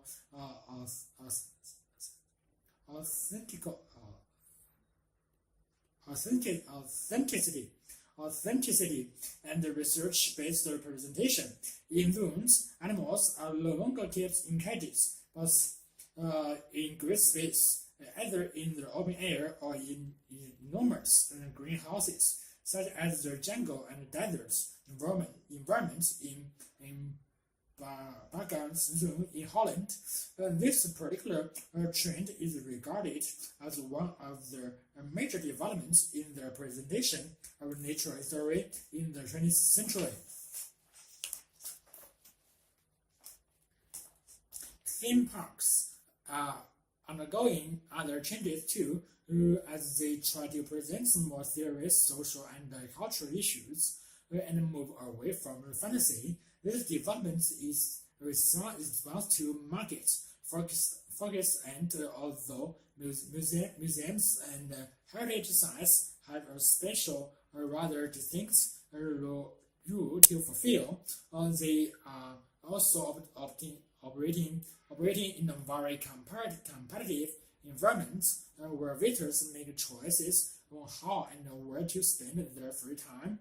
Heritage and museum editors do not have to invent stories and recreate historical environments to attract their visitors, and their assets are already in place. However, exhibits must be both based on artifacts and facts as we know them and attractively presented. Those who are perfectly engaged in the art of interpreting history are thus in a difficult position. They must steer a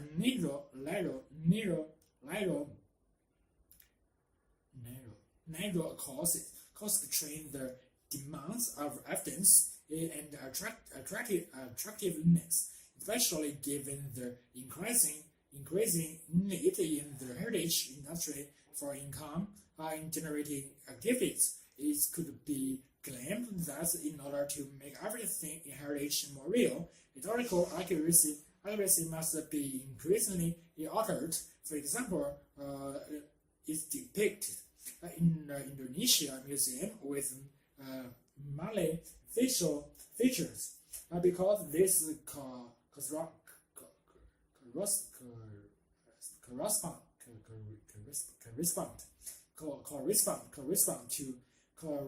to public perceptions. Similar correspond to public representation. Similarly, in the Museum of Nature History in Washington, Newton's man is shown making a dominant gesture to his wife. Such presentation tells us more about the contemporary perception of the world than about our ancestors. This is one conception. However, for the professionals who make these interpretations, if they do not provide an interpretation, visitors would do it for themselves based on their own ideas, misconceptions, and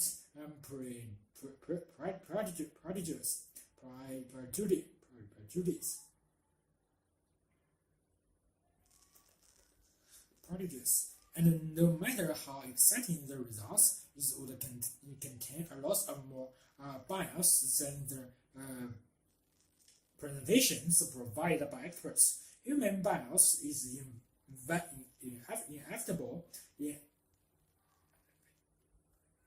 inevitable, but another source of bias in the representation of history had to do with the transitory nature of the materials themselves.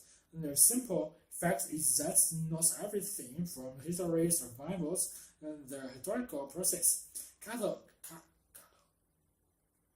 Castles, places, and cathedrals have a longer lifespan than the dwellings of ordinary people. The same applies to the flourishings and other contents of promising. In a town like Leiden in Holland, which in the 17th century was occupied by approximately the same number of inhabitants as today, people lived within the walled town, an area more than 5 times smaller than modern Leiden. In most of the house, several families lived together in circumstances beyond our imagination. Yet in museums' time period, rooms give only an image of the lifestyle of the upper class of that year. No wonder that people who stroll around the exhibitions are filled with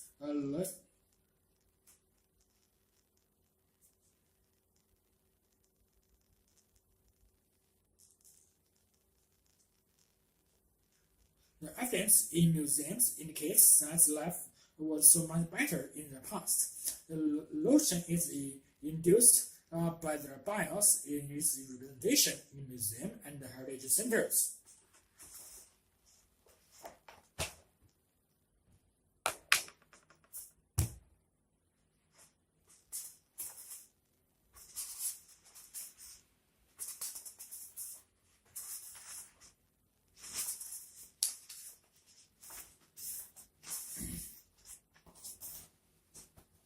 A chronicle of timekeeping.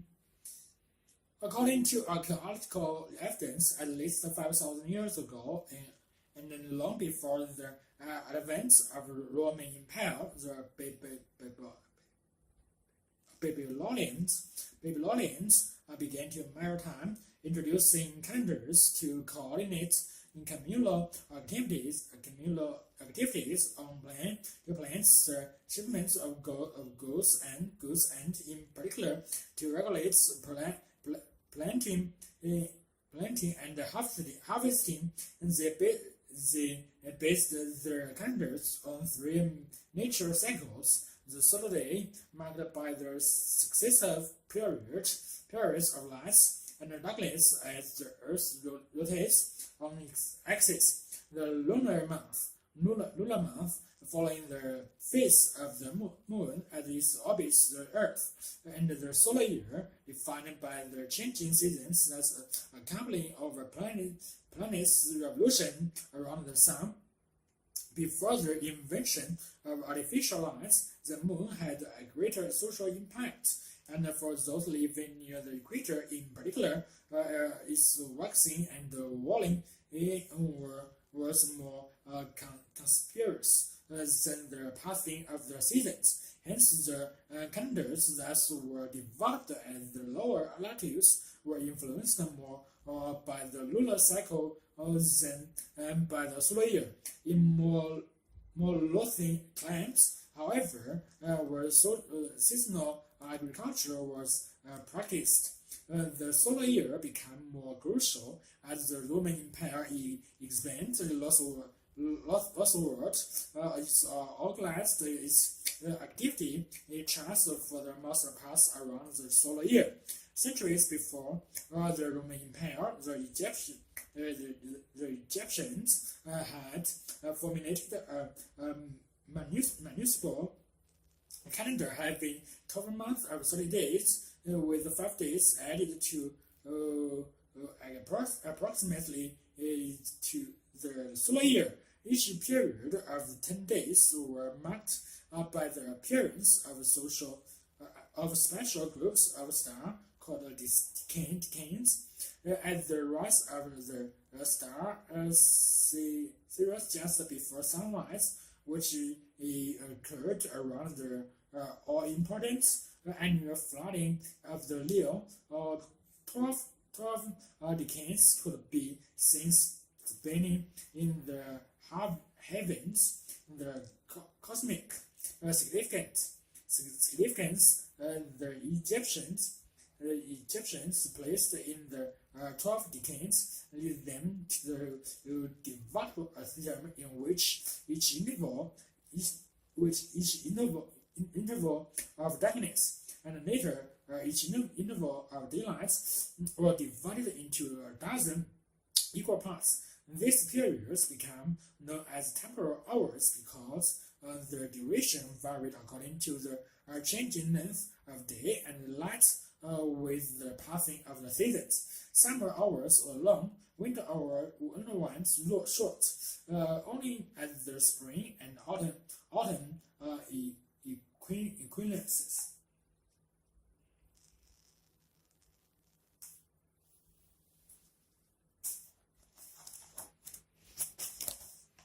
Were the hours of daylight and darkness equal? Temporal hours, which were first adopted by the Greeks and then the Romans, who disseminated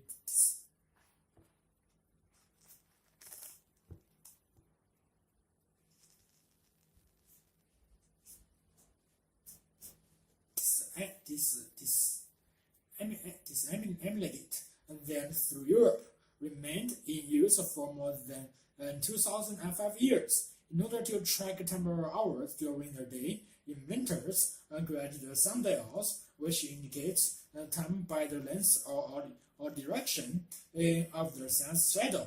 The sundials counterparts the water clock were designed to measure temporal hours at lines. One of the first water clock was a basin with a small hole near the bottom through which the water dripped out.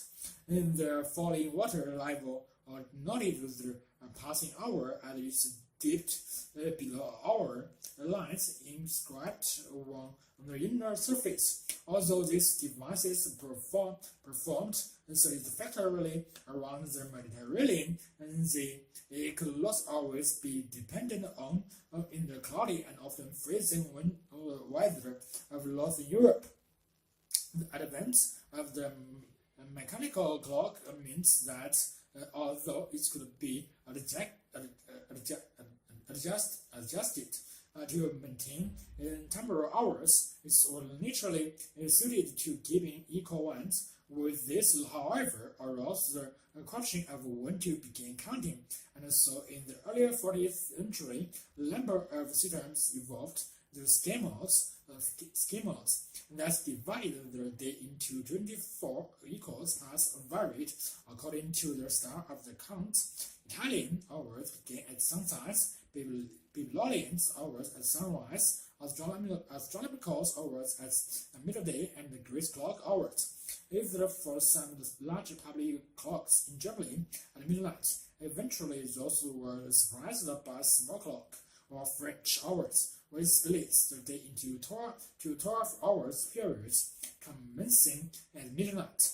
The earliest recorded with-driven mechanical clock was built in 1283 by the Bedfordshire Shaw, England. The revolutionary aspects of this new timekeeper was neither the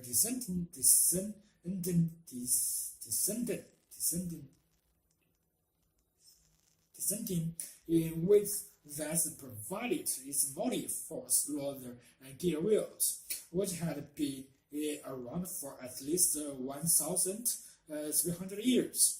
Thus transferred the power. This was the part called the escapement. In the earlier 1400s, came to invention of the coin spring every force which maintained constant force to the gear wheels of the timekeeper despite the changing tension of its mainspring. By the 13th century, a pendulum clock had been devised, but the pendulum swung in the large arc, and thus was not very efficient. To address this, variation on the original escapements was invented in 1670. In England, it was called the anchor escapement, which was a lever-based device shaped like a ship's anchor. The motion of the pendulum locks this device so that it catches and then releases each root tooth of the escape wheel, in turn allowing it to turn a precious amount. Unlike the original form used in earlier pendulum clocks, the anchor escapements permitted the pendulum to travel in a very small arc. Moreover, this invention allowed the use of a long pendulum which could beat once a second, and thus led to developments of a new floor standing in case design, which became known as the grandfather clock.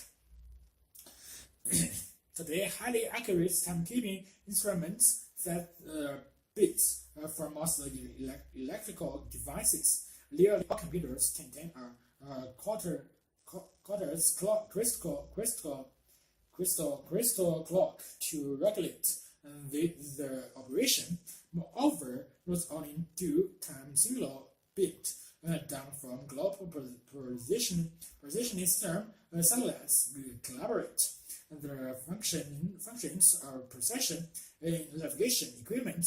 They do so as well for mobile phones. Instant stock trading system and nationwide power distribution creates also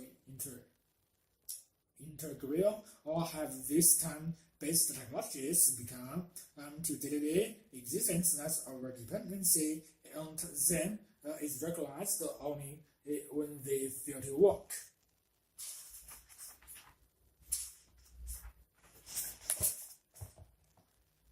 Air traffic control in the USA, an accident that occurred in the skies of the Grand Canyon in 1956 resulted in the establishment of the Federal Aviation Administration (FAA) to regulate and oversee the operation of aircraft in the skies of the United States, which were becoming quite congested. The resulting structure of air traffic control has greatly increased the safety of flight in the United States, and similar air traffic control procedures are also in place over much of the rest of the world. Rudimentary air traffic control existed well before the Grand Canyon disaster. As early as the 1920s, the earliest air traffic controllers were manually guided aircraft in the vicinity of the airport using nets and flags where beacons and flashing lights were placed along cross-country routes to establish the earliest airways.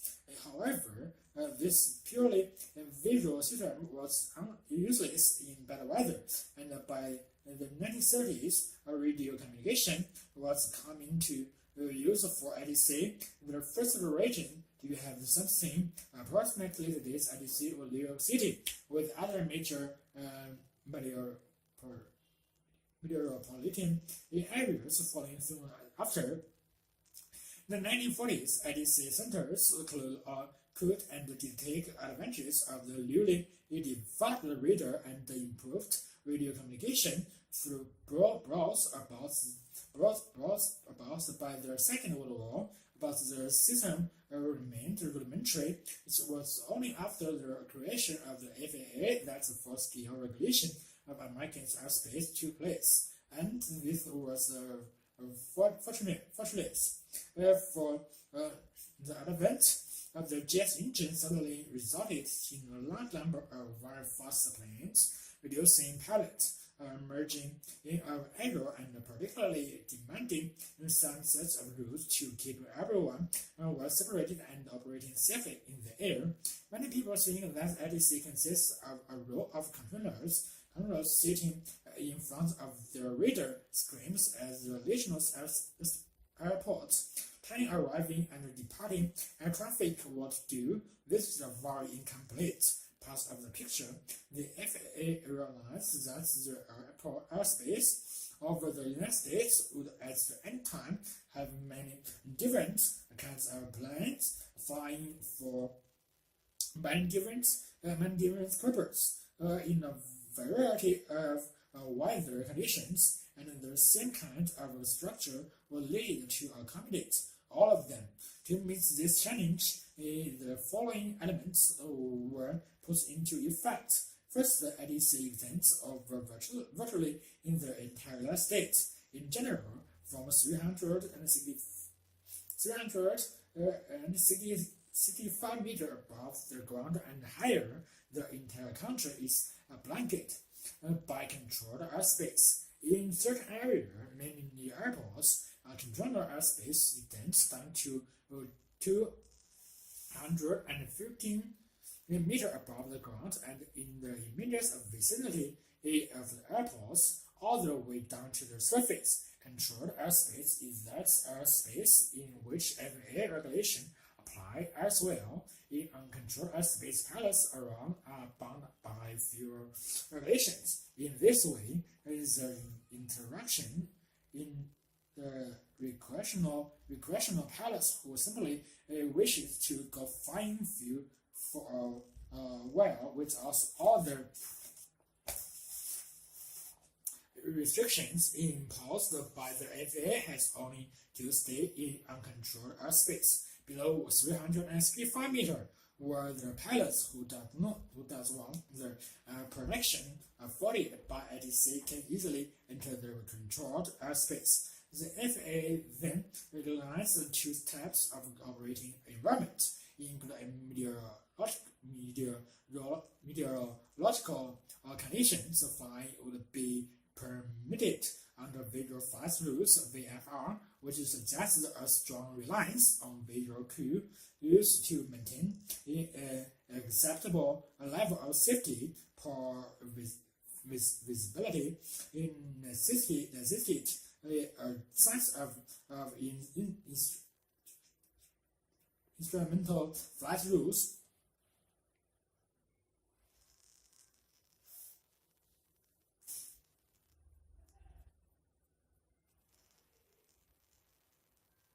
IFR, under which the pilots relied on altitude and navigational information provided by their planes in the instrument panel to fly safely. On one clear day, a pilot in controlled airspace can choose a VFR or IFR flight plan, and the FAA regulations were devised in a way which accommodates both VFR and IFR operations in the same airspace. However, pilots can only choose to fly IFR if the possesses an instrument rating which is above and beyond the basic pilot's license that must also be held. A controlled airspace is divided into several different types, designated by the letters of the alphabetical alphabet. Uncontrolled airspace is designated Class F, where controlled airspace below 5,590 meters above sea level and not in the vicinity of airports. In Class E, airspace above 5,490 meters is designated Class A. The reason for the division of Class E and Class A airspace stems from the type of planes operating in them. And generally, Class E airspace is where one finds general aviation aircraft, few of which can climb above 5,400 meters away, and commercial turboprop aircraft above 5,409 meters is the realm of heavy jets. Since jet engines operate more efficiently at higher altitudes, the difference between Class E and A airspace is that in Class A, all operations are IFR, and the pilot must be instruments rated, that is, skilled and licensed in aircraft instrumentation, and this is because ATC control of the entire space is essential. There are three other types of airspace, Class D, C, and B, govern the vicinity of airports. This can correspond roughly to small municipal, medium-sized metropolitan and major metropolitan airports respectively, and encompass increasingly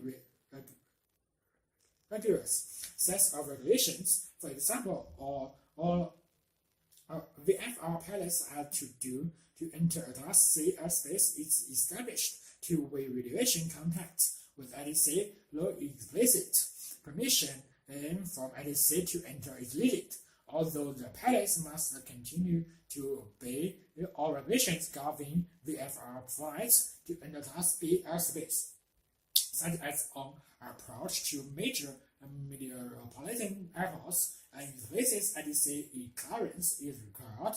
The private pilots who cruises without permission into the airspace risk losing their license.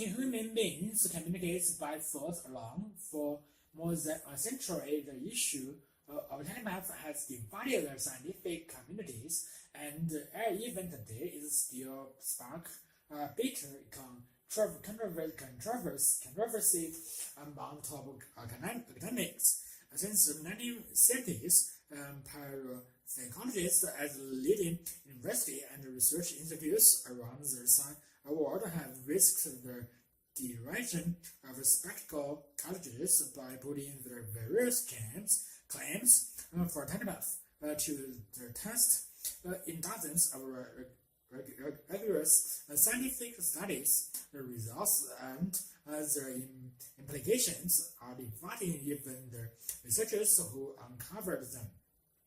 Some researchers say the results constitutes compelling evidence that telepath is genuine. Other psychologists believe the field is on the brink of collapse, having tried to produce definitive scientific proof, and the field skepticals and advocates alike to counter on one issue. However, that's the most impressive evidence so far has come from the so-called Ganzo field experiment, a German term that means whole field reports of telepathic experiences had by people during meditation. The psychologist to suspect that telepath must involve signals passing between people that were so faint that they were unusually swamped by normal brain activity. In this case, such signal must be more easily detected by those experiencing meditation, like tranquility in a relaxing whole field of light, sound, and warmth. The Ganzo field experiment tried to recreate these conditions with participants sitting in soft reclining and chaired in a sealed room, listening to relaxing sounds where their eyes are covered with special filters, letting in one soft pink light. In earlier Ganzo field experiments, the telepath test involved identification of a particular choosing from a random selection for taken from a large image bank. The idea was that a person acting as a sender would attempt to be the image of the receiver relaxing in a sealed room. Once the session was over, this person was asked to identify which of the four images had been used. Random guessing would give a hit rate of 25% if telepathy is real. However, the hit rate would be higher. In 1982, the results from the first Ganzo field study were analyzed by one of its pioneers, the American psychologist Carol Holton. They pointed to typical hit rates of better than 30%, a small effect about the one which statistical tests suggested the call could not be put down to chance. The implication was that the Ganzo field method had revealed real evidence for telepath, but there was a crucial flaw in this argument. One usually overlooked in more conventional areas of science, just because the chances had been ruled out as an explanation, did not prove telepath must exist. There were many other ways of getting positive results. This ranged from a sensory leakage where clues about the pictures accidentally reach the receiver to authorize a fraud. In response, the researchers issued a review of all the against the field studies done up to 1985 to show that adolescents had found statistically significant evidence. However, they also argued that there were still too many problems in the experiments which could lead to positive results, and they draw up a list demanding new standards for future research.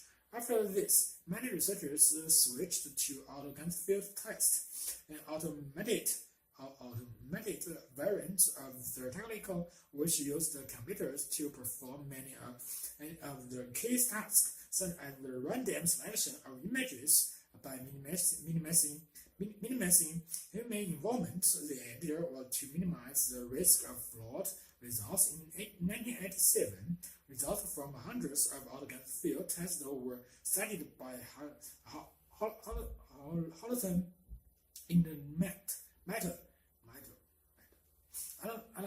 analyze.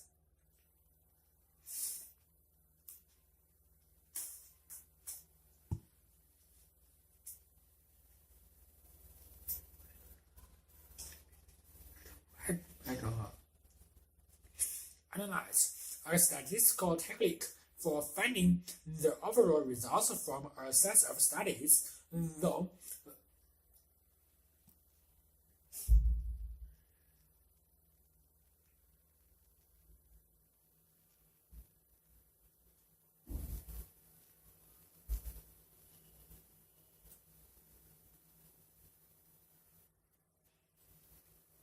after this, many researchers switched to automated field tests, an automated variant of the technique which used computers to perform many of the key tasks, such as the random selection of images by minimizing human involvement. The idea was to minimize the risk of flawed results. In 1987, results from hundreds of automated field tests were studied by Holton in the meta-analysis, a statistical technique for finding the overall results from a set of studies.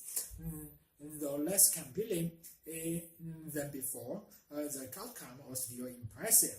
Yet some psychologists will remain disrupted by the lack of consistency between individual cancer field studies. Defenders of the telepath point out that demanding impressive evidence from every study ignores one basic statistical fact. It takes a large sample to marginally above the 25% expected by chance. It's unlikely to be detected by a typical cancer field study involving around 40 people. The group is just not big enough only when many studies are combined in the meta-analysis where the faint signal of telepath really become apparent, and that is what researchers do seem to be finding. What they are certainly not finding, however, is a change in attitudes of mainstream scientists.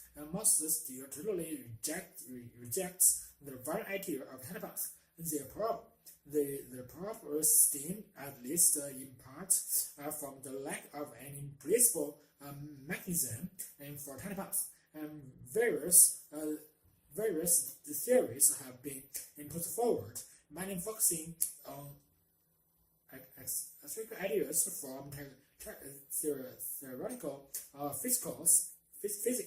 They include quantum entanglement, in which events affected one group of atoms instantly affect another group, no matter how far apart they may be, where physics had demonstrated entanglement with specially prepared atoms. No one knows if it also exists between atoms making up human minds. Answering such questions, it would transform parapsychology. This has promoted some researchers to argue that the future lies not in collecting more evidence for telepath, but in probing impossible mechanisms. Some work has begun already, with researchers trying to identify people who are particularly successful in other kinds of fields. Early results show that the creative and artistic people do much better than average. In one study at the University of Edinburgh, musicians achieved the highest rates of 56%. Perhaps most of the tests like this will eventually give the researcher the evidence that they seeking and strengthen the case for the existence of telepath.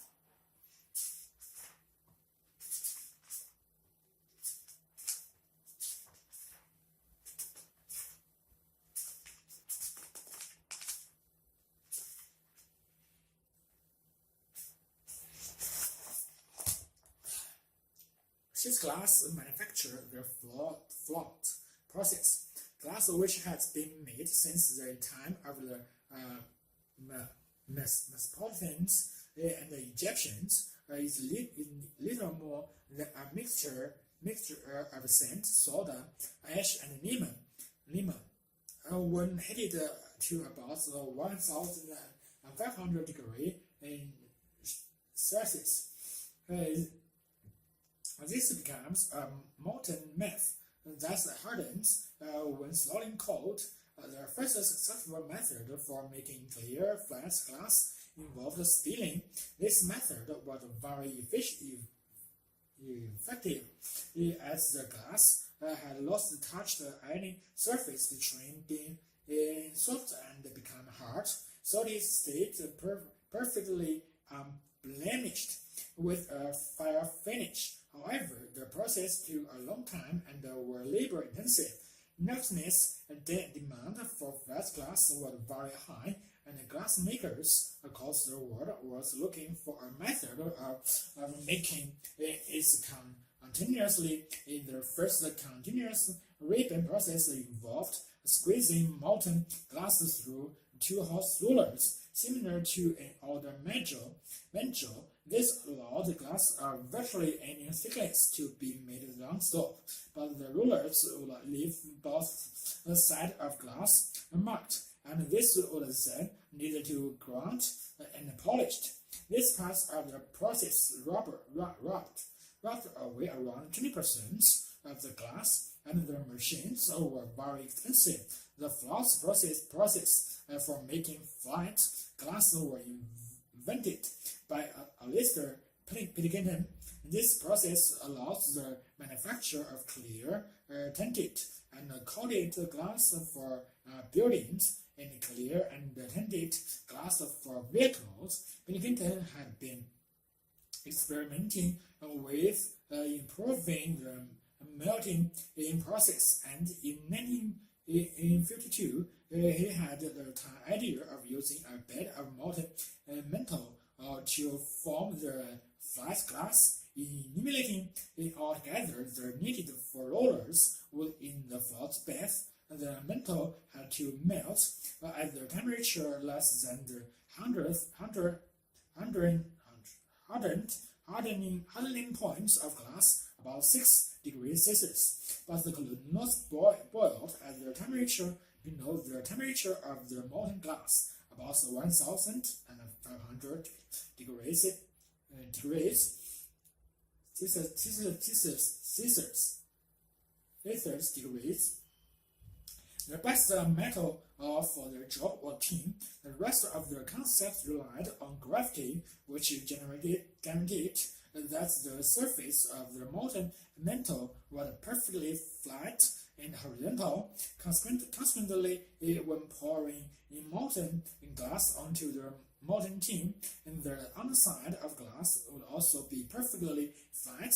If the glass were kept hot enough, it would flow over the molten tin until the top surface was also flat.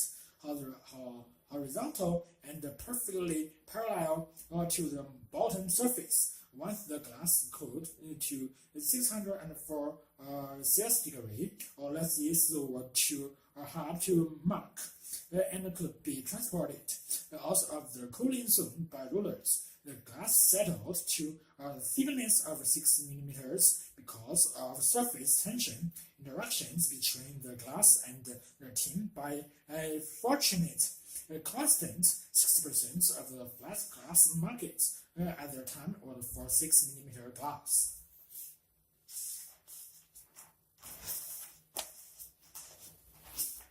Bill Gates built a pilot plant in 1953, and by 1955, he had convinced his company to build a full-scale plant. However, it took 14 months of long-stop production, costing the company £100,000 pound a month before the plants produced any useful glass. Furthermore, once they succeeded in making marketable flat glass, the machine was turned off for a service to prepare it for years of continuous production. When it started up again, it took another 4 months to get the process right again. They finally succeeded in 1959, and there are now floss plants all over the world, with each able to produce around 1,000 tons of glass every day, non-stop for around 15 years. Floss plants today make glass of near optical quality in several processes: melting, refining, homogeneously, and take place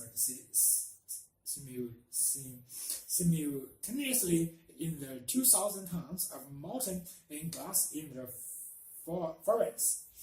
And they occurred in separate zones in the complex glass flow driven by high temperatures. Is added up to a continuously melting process lasting as long as 50 hours, and that delivers glass smoothly and continuously to the floss bath, and from there to a coating zone, and finally a Hertz treatment zone where stresses formed during cooling are relieved. The principle of floss glass is unchanged since the 1950s. However, the product has changed dramatically from a single thickness of 6.8 mm to a range from 7 mm to 25 mm, from a ribbon frequently married by inclusion and bubbles to a most optical perfection, and to ensure that the highest quality inspection takes place at every stage. Occasionally, a bubble is not removed during refining. A scent grain refused to melt. Tumor in the tin pots or ripple into the glass ribbon. Automated online inspection does two things. Firstly, it reveals process flaws upstream that can be corrected. Inspection technology allows more than 100 million measurements a second to be made across the ribbon. Locating flaws the unaided eye would be unable to see. Secondly, it enables computers downstream to steer cutter around flaws. Glasses is sold by the square meter, and at the final stage, computers translates consumers' requirements into patterns of cars designed to minimize waste.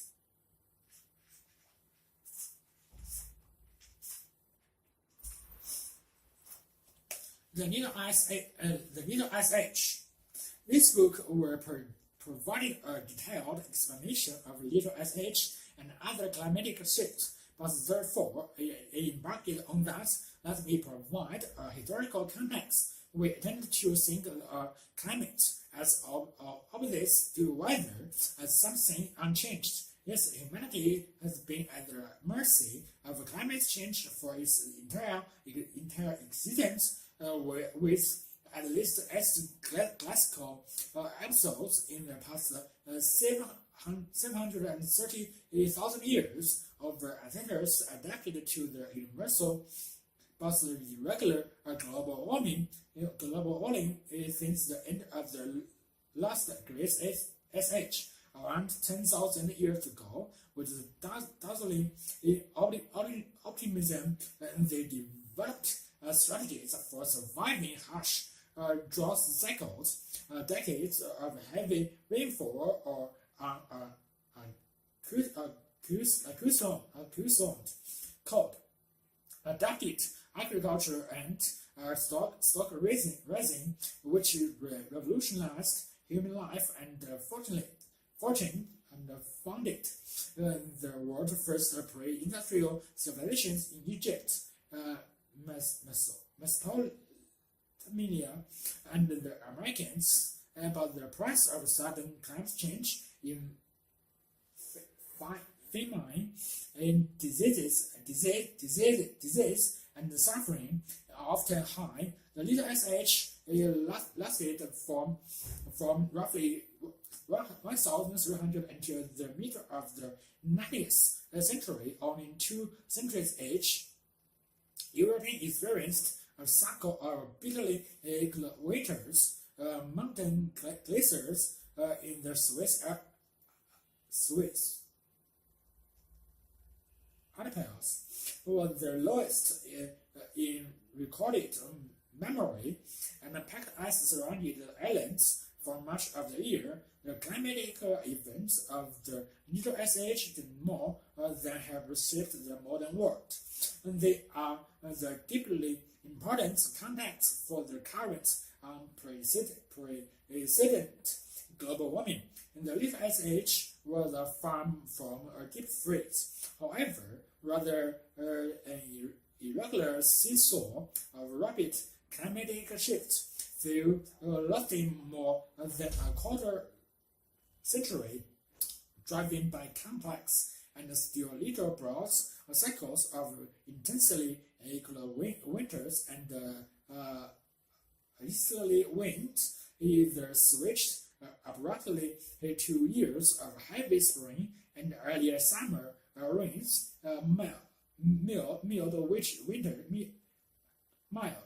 mild winters, and frequent Atlantic storms, or to periods of droughts, light winds, and summer heatwaves. Reconstructing the climate changes of the past is extremely difficult because systematic weather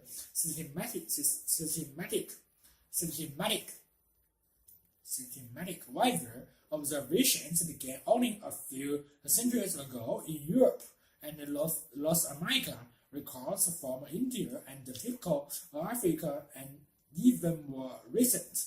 For the time before records began, we have only proxy records reconstructed lightly from the drains and ice cones, supplemented by a few incomplete written accounts. We now have hundreds of tree-ranging records from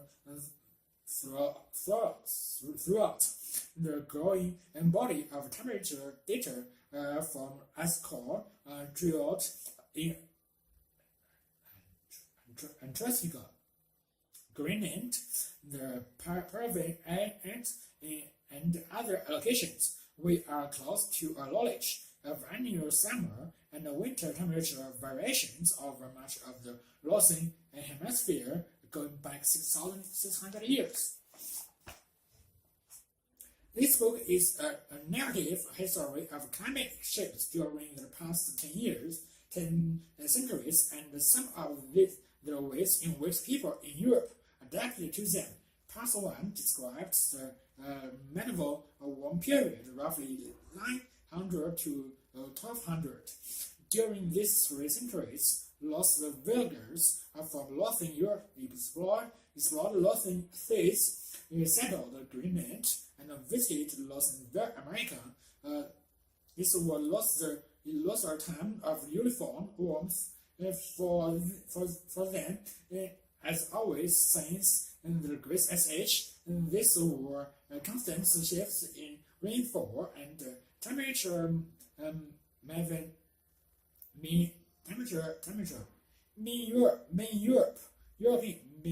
European temperatures were about the same as today, perhaps slightly cooler. It is known that the Ielts SH cooling began in Greenland and the Arctic in about 1200, and the Arctic ice pack spread southward. Northwarders to the west were rerouted into the open Arctic. Then ended altogether, the storminess increased in the North Arctic and the North Sea. Colder, much wider descended on Europe between 1315 and 1319, when thousands perished in the continents while famine. By 1400, the weather had become decidedly more unpredictable and stormier, with sudden shifts and lower temperatures, and the climate in the cold decades of the late 16th century. Fish were a vital commodity in growing towns and cities, and where food supplies were a constant concern. And dried cod and herring were already the staples of the European fish trade, but changes in water temperatures forced fishing fleets to work further offshore. The Basques, Dutch, and English developed the first offshore fishing boats adapted to colder and stormier Atlantic. A gradual agricultural revolution in North Europe stemmed from concern over food supplies at the time of rising populations. The revolution involved intensive commercial farming and the growing of animal food fodder on land lots previously used for crops. The increased productivity for farmland made some countries self-sufficient in grain and livestock, and offered effective protection against famine. Global temperatures began to rise slowly after 1850. With the beginning of the modern warm period, there was a vast migration from Europe by land-hungry farmers and others, to which the famine caused by the Irish potato blights contributed to North America, Australia, New Zealand, and South Africa. Millions of hectares of forests and woodland fell before the newcomers' access between 1850 and 1890. It's so intensive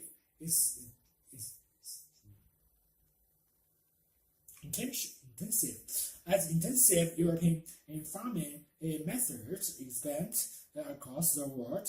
The unprecedented land clearance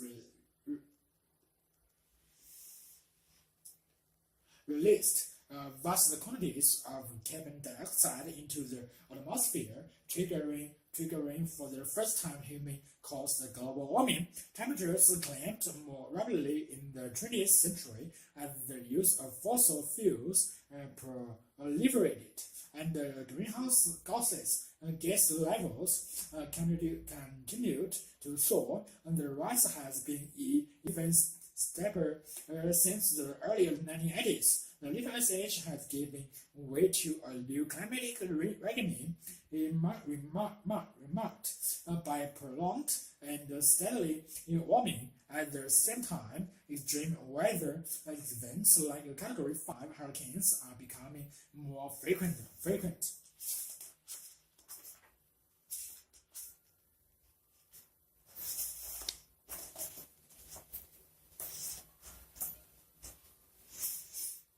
The sense of smell or olfaction is powerful. Odors affects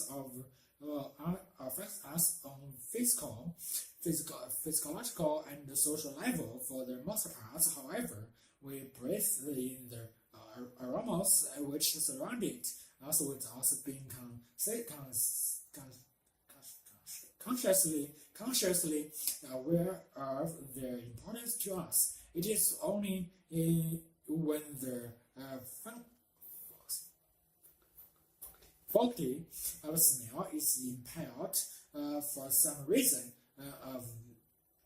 that we begin to realize the essential role that the sense of smell plays in our sense of well-being. A survey conducted by Australian students at the Concordia University asked the participants to comment on how important smell were to them in their lives. It's become apparent that smell can evoke strong emotional responses. Sense associated with a good experience can bring a rush of joy, where for others or one associated with a bad memory may make us grimace with disgust. Respondents to the survey noted that many of their olfactory likes and dislikes were based on emotional associations. Such associations can be powerful enough so that odors that we would generally label unpleasant become agreeable, and those that we would generally consider fragrant become disagreeable for particular individuals. The perception of smell, therefore, consists not only of the sensation of the odors themselves, but of the experience and the emotions associated with them. Odors are also essential clues in social bonding. One respondent to the survey believes that there is no true emotional bonding without touching and smelling a loved one. In fact, infants recognize the odors of their mothers after birth, and adults can often identify their children or spouses by scent in one well-known test.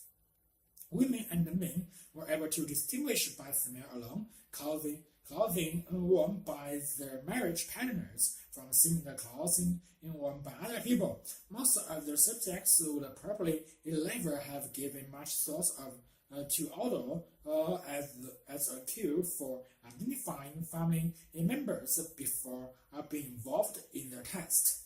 But as experiments revealed, even when not consciously considered, smell register.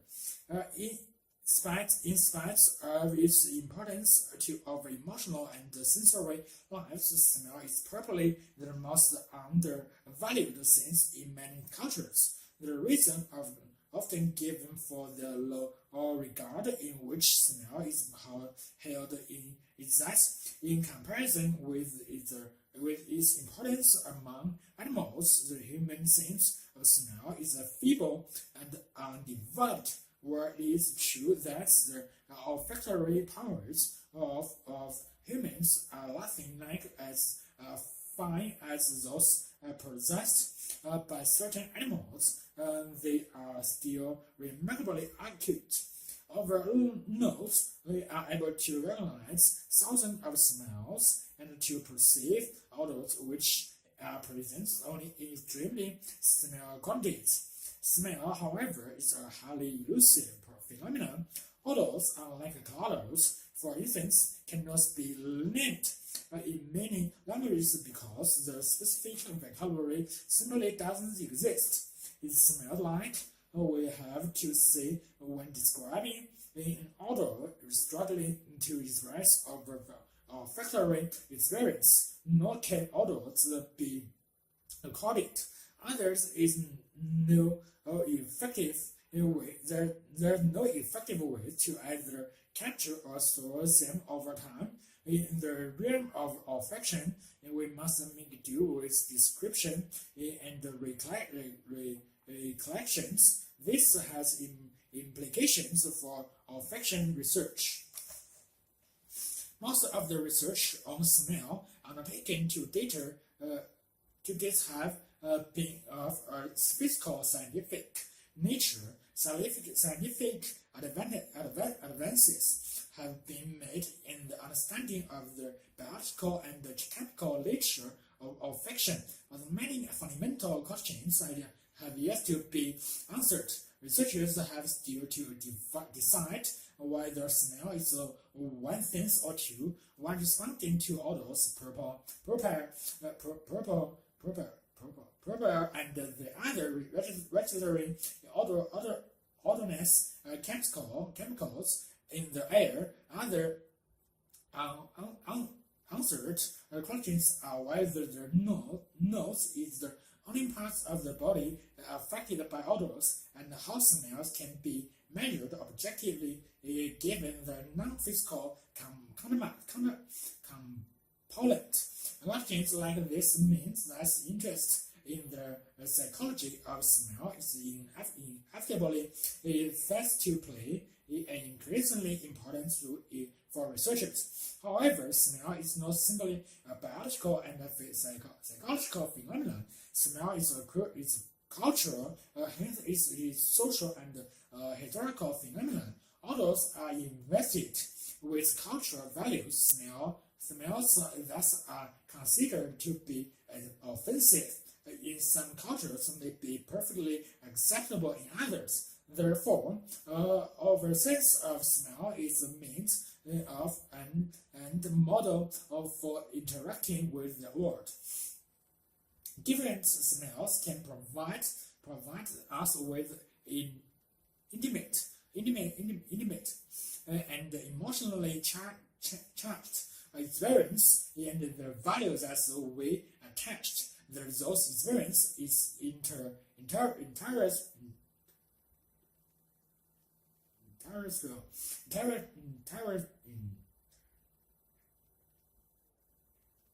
by the members of society in a deeply personal way.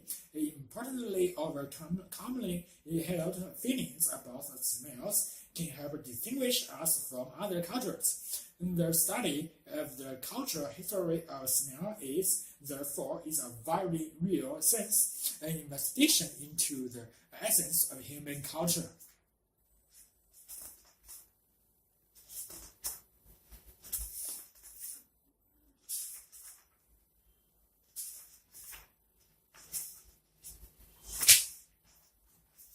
Striking back at a lightning with lasers. Seldom is the weather more dramatic than when a thunderstorm strikes. The electrical fury inflict death or serious injury on around 500 people each year in the United States alone. And the clouds rolling in, a literally round of golf can become a terrifying dive with death.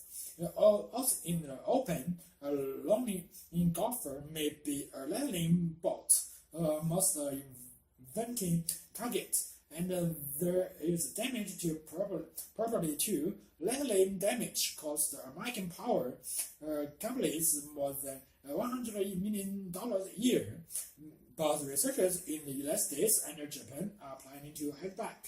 Already in laboratory trials, they have tested strategies for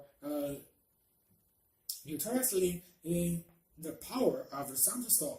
And this winter, they will brave real storms equipped with an armory of lasers that they will be pointing towards the heavens to discharge the thunderclouds before lightning can strike.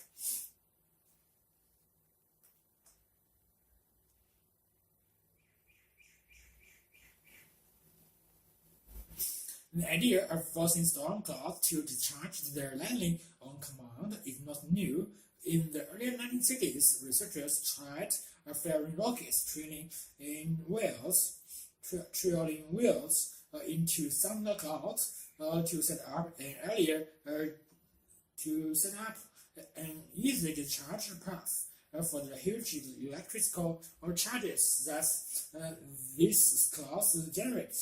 The technique survives to this day at the test sites in Florida, run by the University in Florida, with support from the Electrical Powers Research Institute, EPRI, based in California. EPRI, which is funded by power companies looking at ways to protect the United States powered grid from lightning strikes. We can cause the lightning to strike where we wanted to using rockets. Since the manager of lightning projects at EPRI, the rocket size is providing precise measurements of lightning voltages and allowing engineers to check how electrical equipment bears up by behavior. But where rockets are fine to research, they cannot provide the protection from lightning strikes that everyone is looking for. The rockets cost around $1,200 each. Dollars can only be fired at a limited frequency, and the failure rate is about 40%. And even when they do trigger lightning things, they still do not always go according to plan. Lightning is not perfectly well behaved, says Bear City. Occasionally it will take a branch and go someplace it wasn't supposed to go. And anyway, who would want to fire streams of rockets in a populated area? What goes up must come down, points out John and Dance of the University of New Mexico. Dance is leading a project which is backed by EPRI to try to use lasers to discharge lightning safely. And the safety is a basic requirement, since no one wants to put themselves or their expensive equipment at risk. With around 500,000 invested so far, a promising system is just emerging from the laboratory. The idea began some 20 years ago when high-powered lasers were revealing their ability to extract electrons, also atoms, and certain ions, and create ions. If a laser could generate a line of ionization in the air all the way up to the storm cloud, this conducting path could be used to guide lightning to Earth. Before the electrical field becomes strong enough to break down the air in an uncontrollable switch to stop the laser itself being stuck. It would not be pointed the tracks at the clouds. Instead, it would be directly directed at a mirror, and from there into the sky. The mirror would be protected by placing lightning conductors close by, and ideally the cloud zipper gun would be cheap enough to be installed around key power installations, and portable enough to be taken to international sporting events to beam up its braining storm clouds.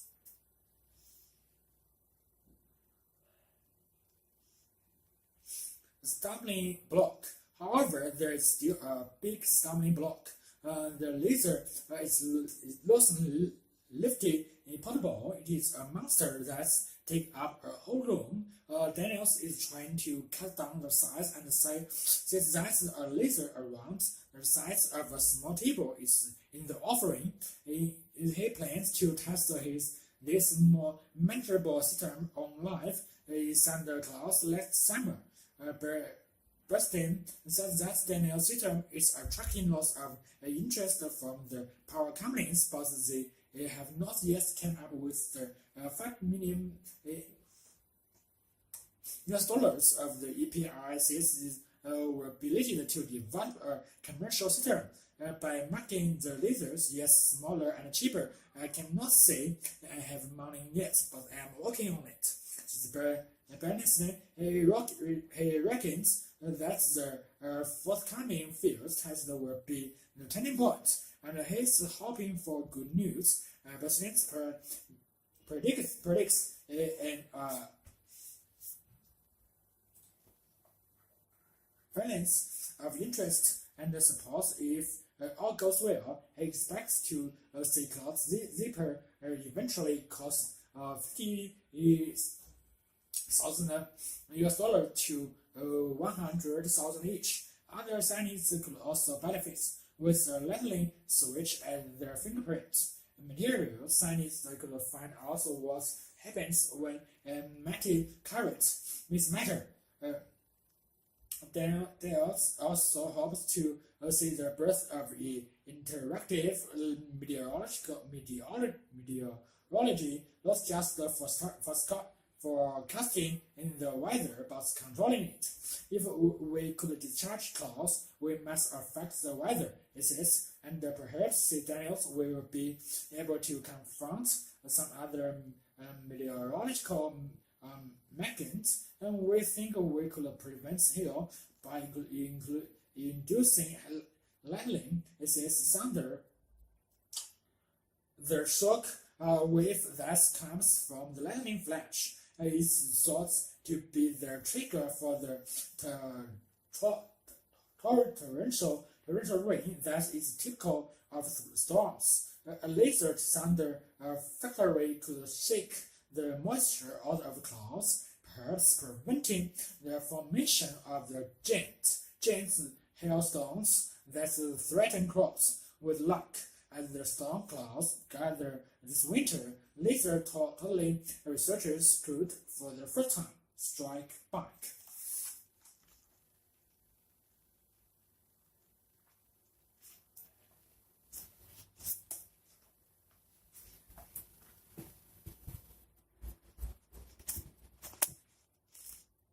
There has always been an interest in genius and prodigies. The word genius is from Latin gen, farming, and the term genius means brighter, begetter, comes from the earlier Roman cult of divinity, and the head of the family. In its earliest form, genius was concerned with the ability of the head of the family, the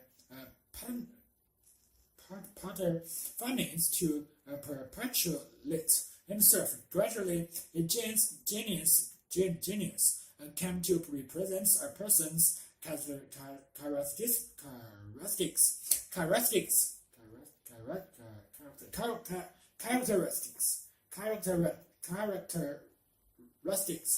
and this an individual at the highest altitudes derived from the genes or guardian spirit. Today's people still look to stars or genius astrology, or genetics in the hope of finding the source of exceptions, abilities, or personal characteristics. The concepts of genius and of gifts has become part of our folk culture, and the attitudes are ambivalent towards them. We envy the gifted and mistrust them in the mythology of giftedness. It is probably believed that if people are talented in one area, they must be defensive in another. That's intellectual or impractical.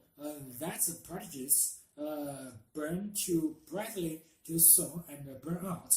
That gifted people are eccentric. That they are physical weakness, that under a thin line between genius and madness. That genius runs in families, that the gifted are so clever and they don't need special help.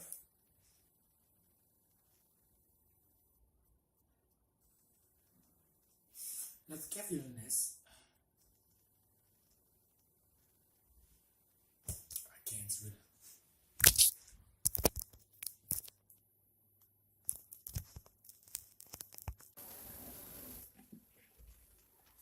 That they are physically weakness, that there are thin line between genius and madness, that genius run in families, that the gifted are so clever they don't need a special help, that giftedness is the same as having a high IQ, that some races are more intelligent, or that adversity makes men wise, or that people with gift have a responsibility to use it.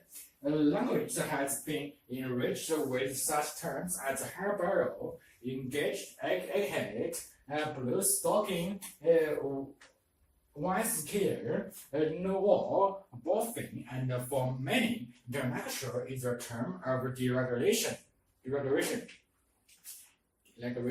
And the 19th century saw considerable interest in the nature of genius, and produced not a few studies of famous prodigies. Perhaps for us today, two of the most significant aspects of most of those studies of genius are the frequency with which early encouragement and the teaching by parents and tutors had beneficial effects on the intellectual, artistic, or musical developments of the children, but caused great difficulties of adjustment later in their lives, and the frequency with which abilities went recognized by teachers and the schools. However, the difficulties with the evidence produced by the studies fascinating as they are in collecting together anecdotal and apparent similarities and expectations, that they are not what we would today call referenced. In other words, when, for instance, information is collected about earlier illnesses, methods of upbringing, schooling, etc., we must also take into account information from other historical sources about how common or exceptional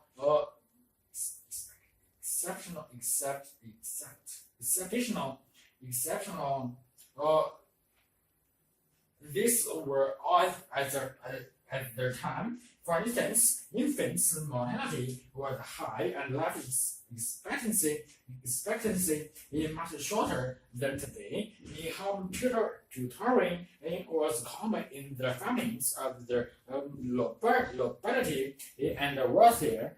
Bullying and corporal punishments were common at the best independent schools, and for the most part, the cases studied were members of the privileged classes, were only with the growth of particles and psychology in the 20th century that studies could be carried out on a more objective, if still not always very scientific basis. Generously, however, they are defined about the pigs which stand also through the mist of history and are visible to the particular observer from his or her particular vantage point. Change in the observers and the vantage points clear away some of the mist, and a different lots of pigs appear. Genius is a term we apply to those who we recognize for their outstanding achievements and who stand near the end of the continuum of human abilities, which reaches back through the modern and the medical to the incapable. This is still much truth in Dr. Samuel's genius observation. The true genius is a mind of large general powers, accidentally determined to some particular direction. We may disagree with the general, for we doubt if all musicians of genius could have become scientists of genius or vice versa, but there is no doubting the accidental determination on which nutrient or triggered their gifts into those channels into which they have poured their power so successfully. Among those channels into which they have poured their power so successfully along the continuum of abilities are hundreds of thousands of gifted men and women, boys and girls. What we appreciate, enjoy, or marvel at the works of genius or the achievements of prodigies, they are the manifestations of skills or abilities which are similar to, but so much superior to, or own. But that's their minds are not different from our own is demonstrated by the fact that her own discoveries of scientists like keep outrageously cheaper, or in this case become the commonplace knowledge of school children and the ones outrageously shapes and the colors of the artists like Paul Kay so soon appear on the fabrics well. This does not minimize the supremacy of their achievements, which illustrate our own as the sub 4 minutes miles illustrate of jogging. And to think of genius and the gifted as having uniquely different brains is only reasonable if we accept that each human brain is uniquely different. The purpose of instruction is to make us even more different from one another, and in the process of being educated, we can learn from the achievements of those more gifted than ourselves. But before we try to emulate genius or encourage our children to do so, we should note that some of the things we learn from them may prove palatable. We may envy their achievements and fame, but we should also recognize the price they may have paid in terms of perseverance, single-mindedness, dedication, restrictions on their personal lives, their demands upon their energies and time, and how often they had to display great courage to preserve the integrity, or to make their way to the top. Genius and giftedness are relative, descriptive terms of no real substance. We may, at best, give them some perception by defining them and placing them in the context. But whatever we do, we should never delude ourselves into believing that gifted children or genius are different from the rest of humanity, save in the degree to which they have developed the performance of their abilities.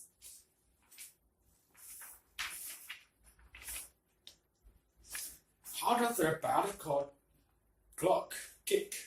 Our lifespan is restricted. Everyone accepts that this is a biological observance. Nothing lives forever. However, in these statements, we think of artificially produced technological objects, products which are subjected to national wear and tear during use. This leads to the results that at some times or other the object stops working and is unusable.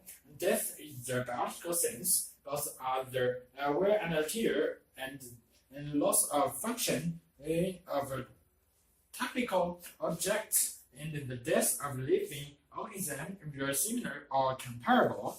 Our dead products are static closed systems. Closed systems is always the basic material which constitutes the object and which, in the natural course of things, is worn down and becomes older. Aging in this case must occur according to the laws of physical chemistry and the thermodynamics.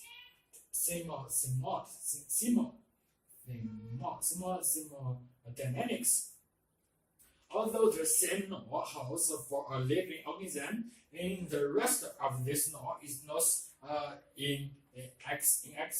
inexorable. In the same way, at least as long as the biological system has the ability to renew itself, it could actually become older without aging.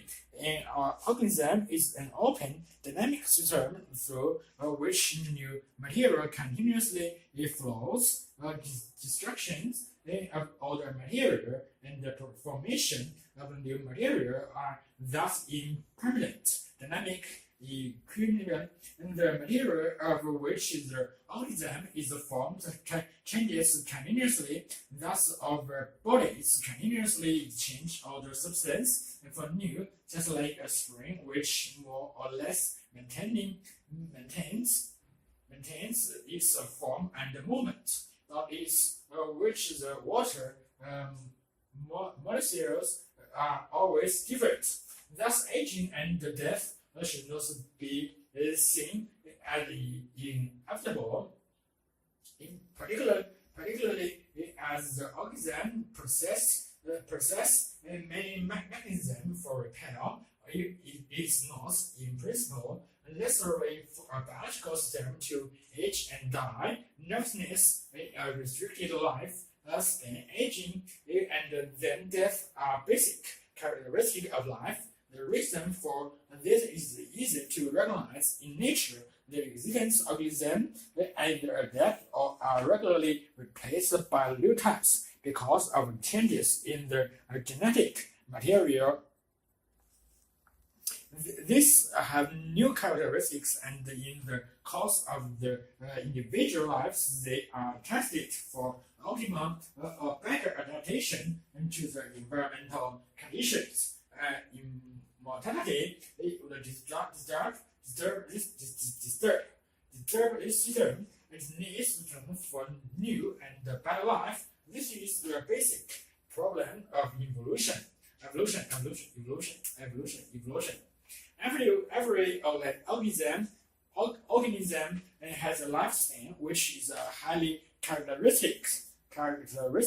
there are striking differences in lifespan between different species, but within one species, the parameter is relatively constant. For example, the average duration of human life has hardly changed in thousands of years, although more and more people attain an advanced age as a result of developments in medical care and better nutrition. In the characteristic upper limits for most remains 8 years.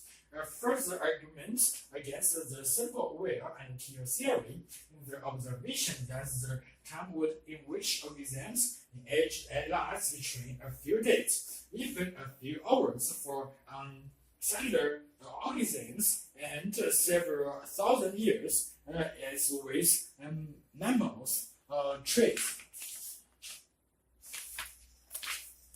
If a lifespan is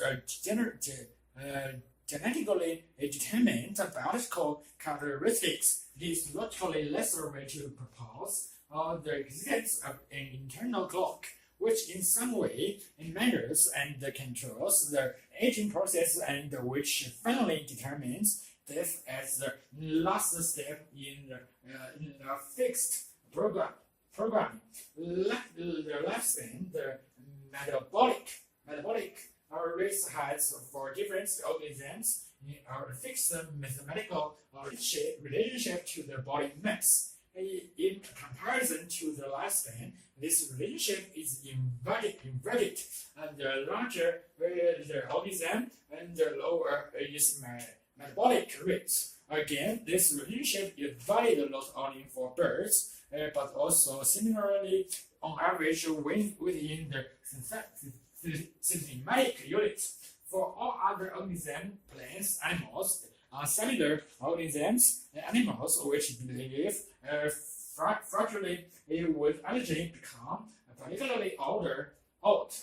For example, crocodiles and turtles, parrots and birds of the prey are often chained up. Thus, they are not able to experience life, and so they attain a high lifespan in captivity. Animals which save energy by hibernation or lethargy, for example, bats and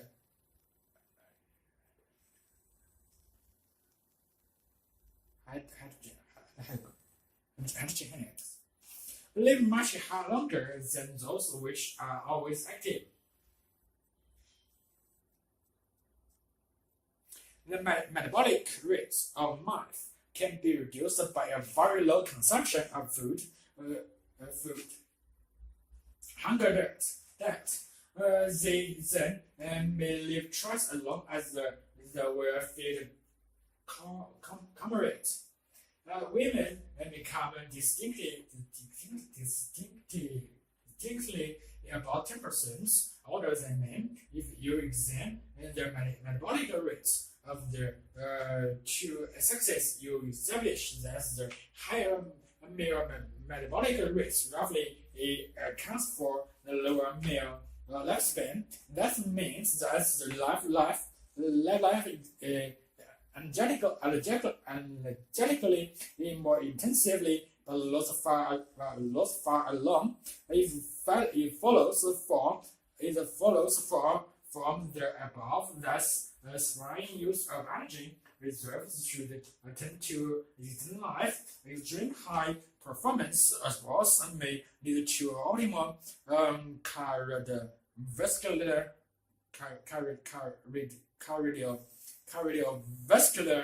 performance, but they certainly do not prolong life. Relaxation lowers metabolic rate, thus adequate sleep, and in general an equable and balanced personality. Each of us can develop his or her own energy-saving programming with a little self-observation, critical self-control, and above all, logical consistency in experience. We were shown that to live in this way, it not only increases the lifespan, but it's also very healthy. These final aspects should not be forgotten.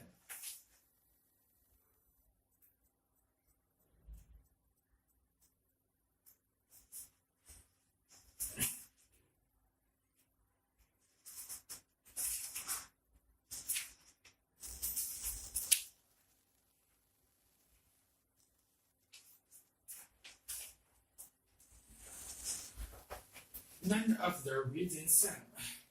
Japan has a significantly better record in terms of average mathematical attainments than England and Wales. Large sample international comparison of pupil attainment since the 1960s have established that not only did Japanese pupils at age 13 have better scores of average attainment, but there was also a larger proportion of low attainers in England, where instantly the variation in attainment scores was much greater than the percentage of gross national products spent on education is reasonably similar in the two countries. So how is this higher and more constant attainment in math achieved? Lower secondary scores in Japan cover 3 school years from the 7th grade, age 13, into the 9th grade, age 15. Virtually all pupils at the stage attend state schools. Only 3% are in the private sector. Schools are usually modern in design, since we are buying from the road and spacious inside. Classrooms are large, and pupils sit at their single desk in rows. Lessons last for a standard 50 minutes and are always followed by a 10 minutes break, which gives the pupils a chance to let off steam. The teachers begin with a formal address and mature bullying, and then concentrates on whole class teaching. Classes are larger, usually about 40, and are unstrained. Pupils stay in the same class for all lessons throughout the school and develop considerable class identity and loyalty. Pupils attend the school in their own neighborhood, which in theory removes ranking by school, or in practice in Tokyo, because of the relative concentration of schools, there is some competition to get into the better school in a particular area. Traditional ways of teaching from the basis of the lesson and the remarkably quiet classes and taken their own notes of the points made and their examples demonstrated. Everyone has their own copy of the textbook supplied by the Central Education Authority in Marbush as part of the concept of compulsory education up to the age of 15.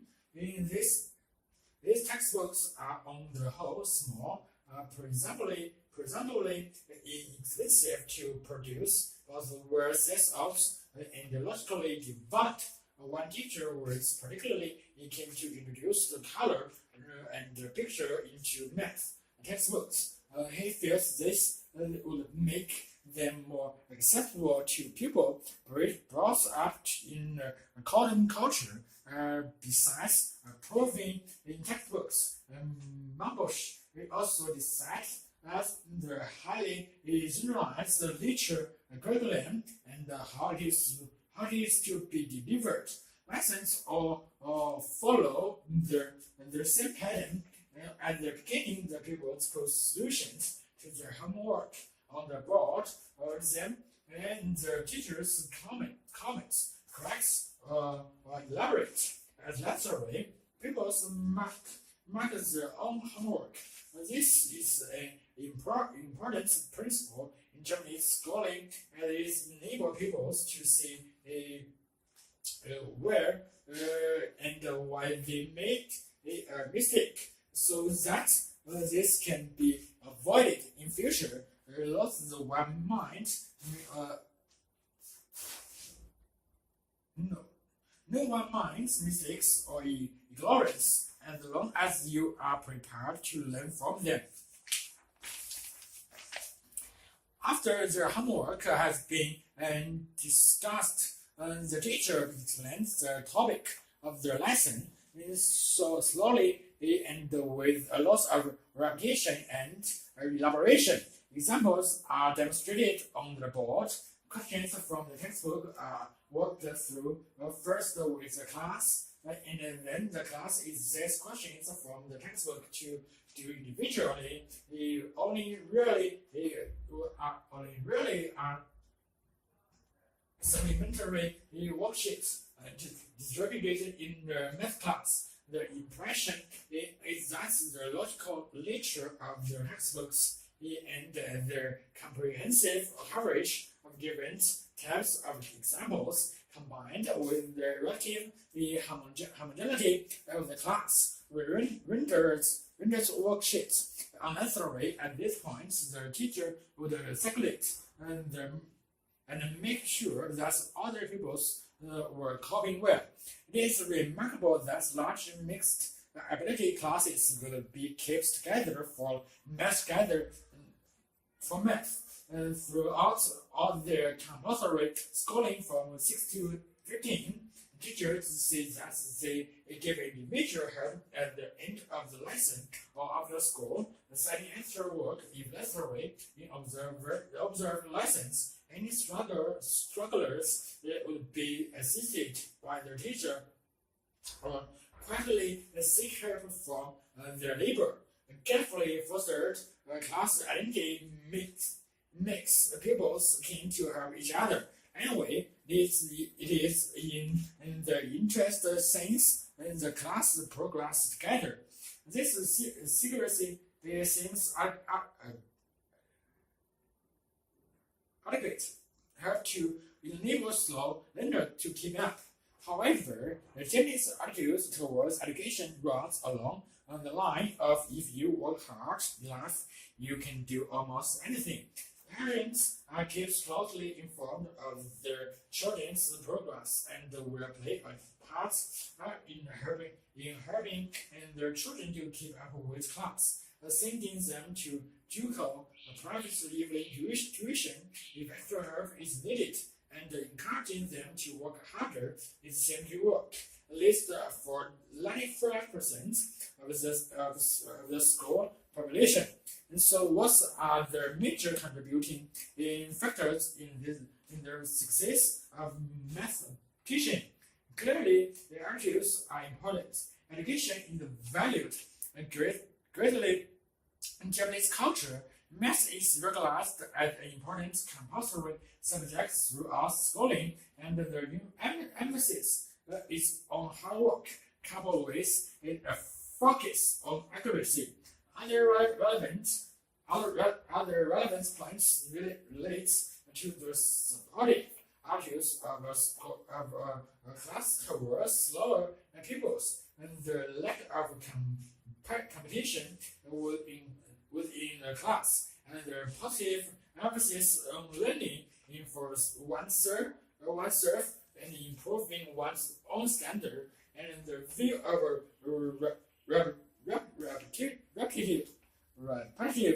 repetitively boring into Japanese classes may be unfair and unjustified.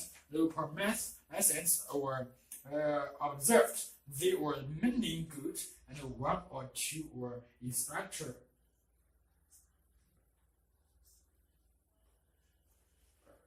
Inspirational.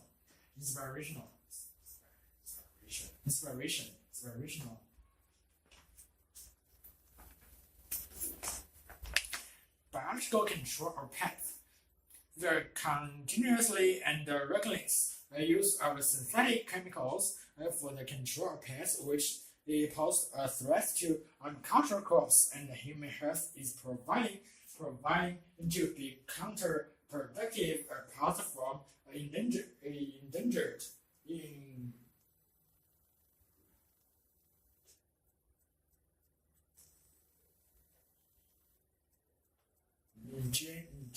engendering in widespread in ecological or disorders. Pesticides have contributed to the emergency of a new breed of chemical or resistant, highly lethal superbugs. According to a recent study by the Food and Agriculture Organization (FAO), more than 300 species of agricultural pests have developed resistance to a wide range of potent chemicals, not to be left behind on the disease spreading in pests. About 100 species of which have become immune to a variety of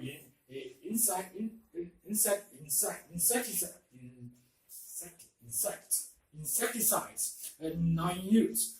One glaring disadvantage of pesticides application is that we're destroying harmful pests. They also wipe out many useful long-targeted organisms, which keeps the growth of the pest population in check. This results in what agroecologists call the treadmill syndrome because of their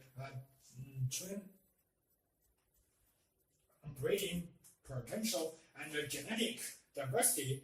Many pests are learned to withstand synthetic chemicals and bear upstreams with a built-in resistance to pesticides. The havoc that the treadmill syndrome can bring about is were illustrated by what happened to cotton farmers in Central America in the early 1940s. Basking in the glory of chemical-based intensive agriculture, the farmers avoided they took to pesticides as a sure measurement to boost crop yield. The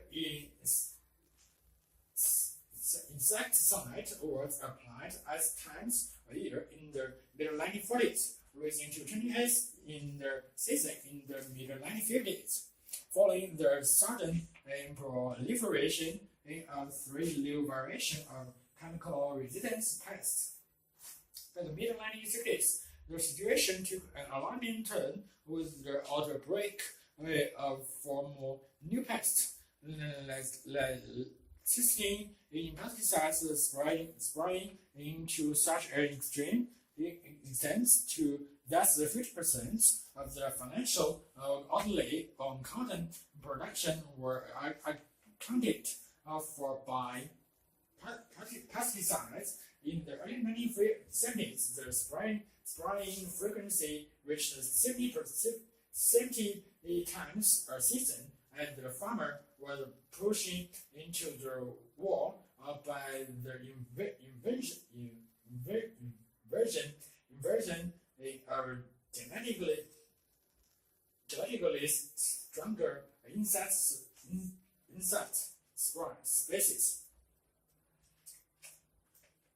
Most of the pesticides in the market today remain inadequately tested for properties that cause cancer and mortality, as well as for other adverse effects on Earth. Since a study by the United States Environment Agencies, the United States National Resource Defense Council has found that DDT was the most popular of a long list of dangerous chemicals used. In the face of the escalating in perils from indiscriminate applications of pesticides are more efficient, effective, and ecologically sound strategies of biological control involving the selective use of natural enemies of the pest population is a fast gain popularity, though as yet it is a new field with limited potential. And the advantage of biological control is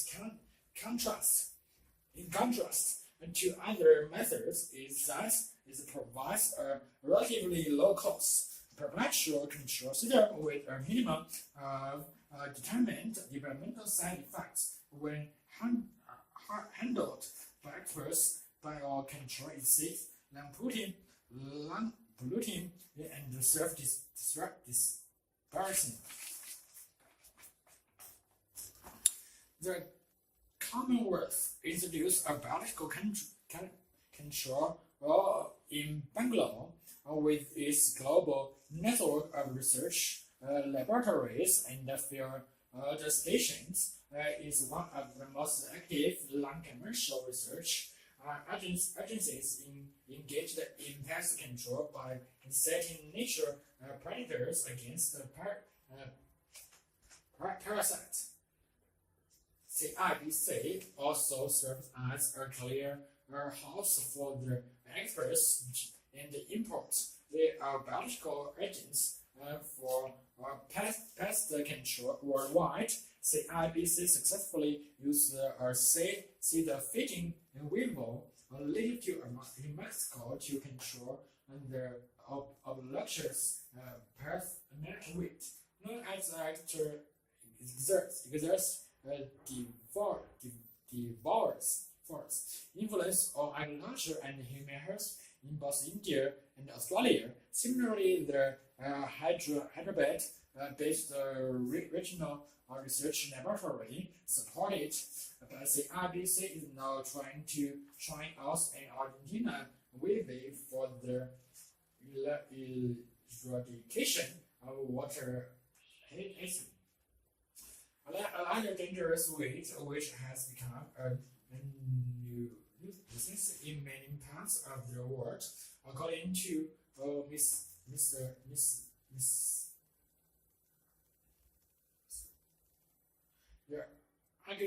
Argentina with the diagnosis attacks any other plants, and a pair of red spots could destroy the wheat in 45 days.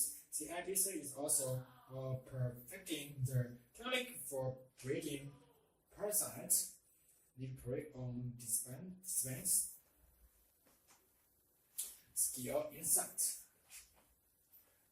The notorious diversion of fruit trees in the US and India. How effectively biological control can be pressed into service is proved by the following examples. In the late 1960s, when the flourishing in coconut groves were blanched by leaf-many aspects of larva process imported from Singapore brought the pest under control. Leech predators indigenous to India, these also were found useful in controlling the runoffs.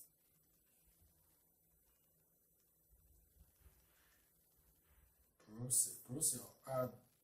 Beetle native to Brazil, scientists at Carriers Agricultural University freed a 12 kilometers long canal from the carcass of the wheat stems lost popular called African Purple in Colorado. About 30,000 acres of rice fields in North are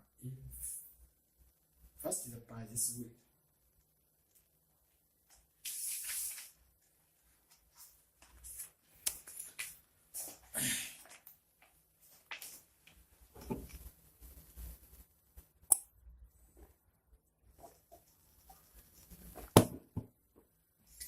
Collecting ant specimen. Collecting ants can be as simple as picking up stray ones and picking them in the glass jar, or as complicated as completing an exhaustive survey of all the specimens presented in the area and estimating in their relative abundance. The exact methods used will depends on the final purpose of the collections for taxonomy or classification alongside long series from a single list, which contain all clusters of workers, including majors and minors, and if a single nest. In species for ecological studies, the most important factor is collecting identifiable samples of as many of the different species presents as possible. Unfortunately, these methods are not always compatible. The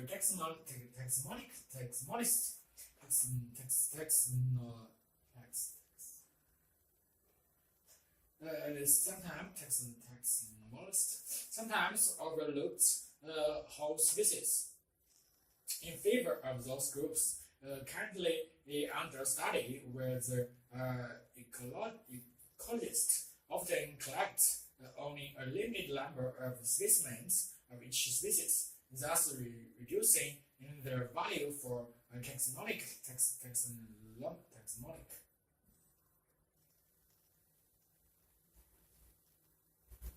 Investigations to collect as wide a range of species as possible. Several methods must be used.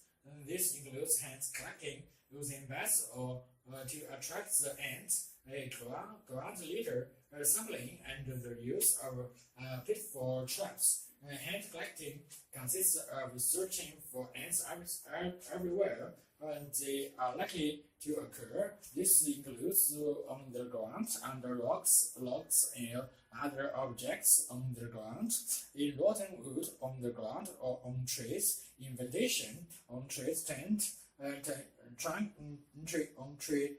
trunks, and under bark. When possible, collections should be made from nests or foraging columns and at least 20 to 25 individuals collected.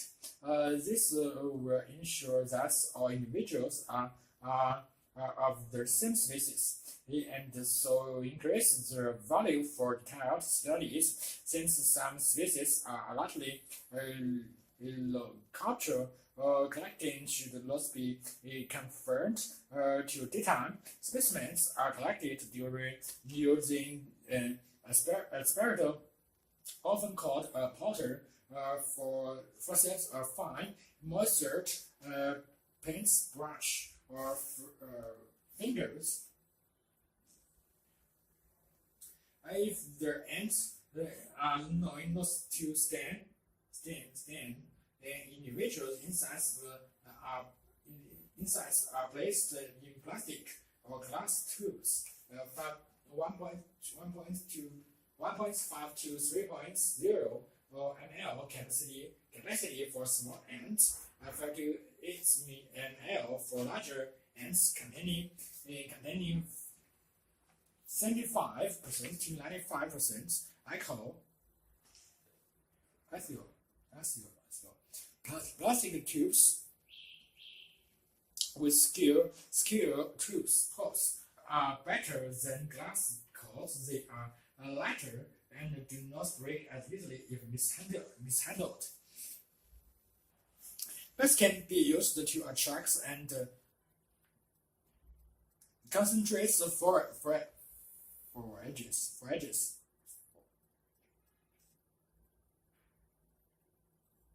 forages. This often increases the number of individuals collected and attracts species that are otherwise elusive. Sugars and meat or oils will attract different species, and a range should be used. These beds can be placed either on the ground or on the trunk of the trees or large shrubs.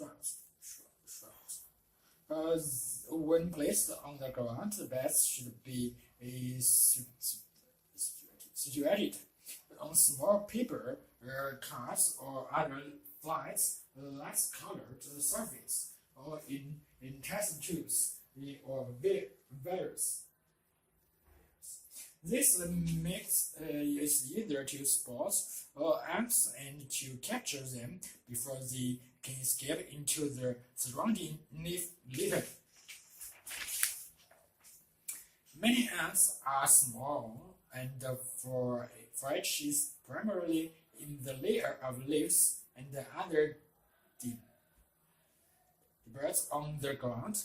Collecting these species by hand can be difficult. One of the most successful ways to collect them is to gather the leaf litter in which they are foraging and extract the ants from it.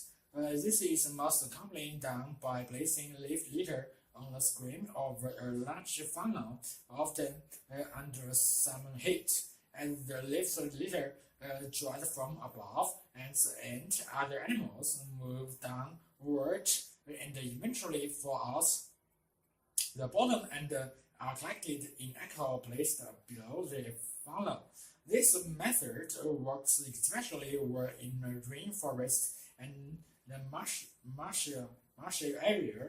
A method of improving the catch when using funnel is to sift the leaf litter through a coarse screen before placing it above the funnel. This will concentrate the litter and remove larger leaves and twigs. It will also allow more litter to be sampled when using a limited number of funnels. The pitfall trap is another commonly used tool for collecting ants. A pitfall trap can be any small container placed in the ground with the top level with the surrounding surface and filled with a preservative. The ants are collected with when they fall into a trap while foraging. The diameter of the traps can vary from about 18 mm to 10 cm, and the number used can vary from a few to several hundred. The size of the trap used is influenced largely by personal performance, although larger sizes are generally better, where the number will be determined by the study being undertaken. The preservative use is usually the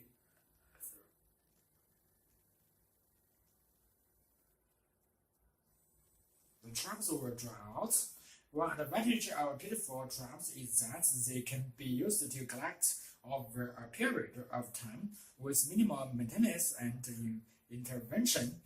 One disadvantage is that some species are not collected as they either avoid the traps or do not commonly encounter them while foraging.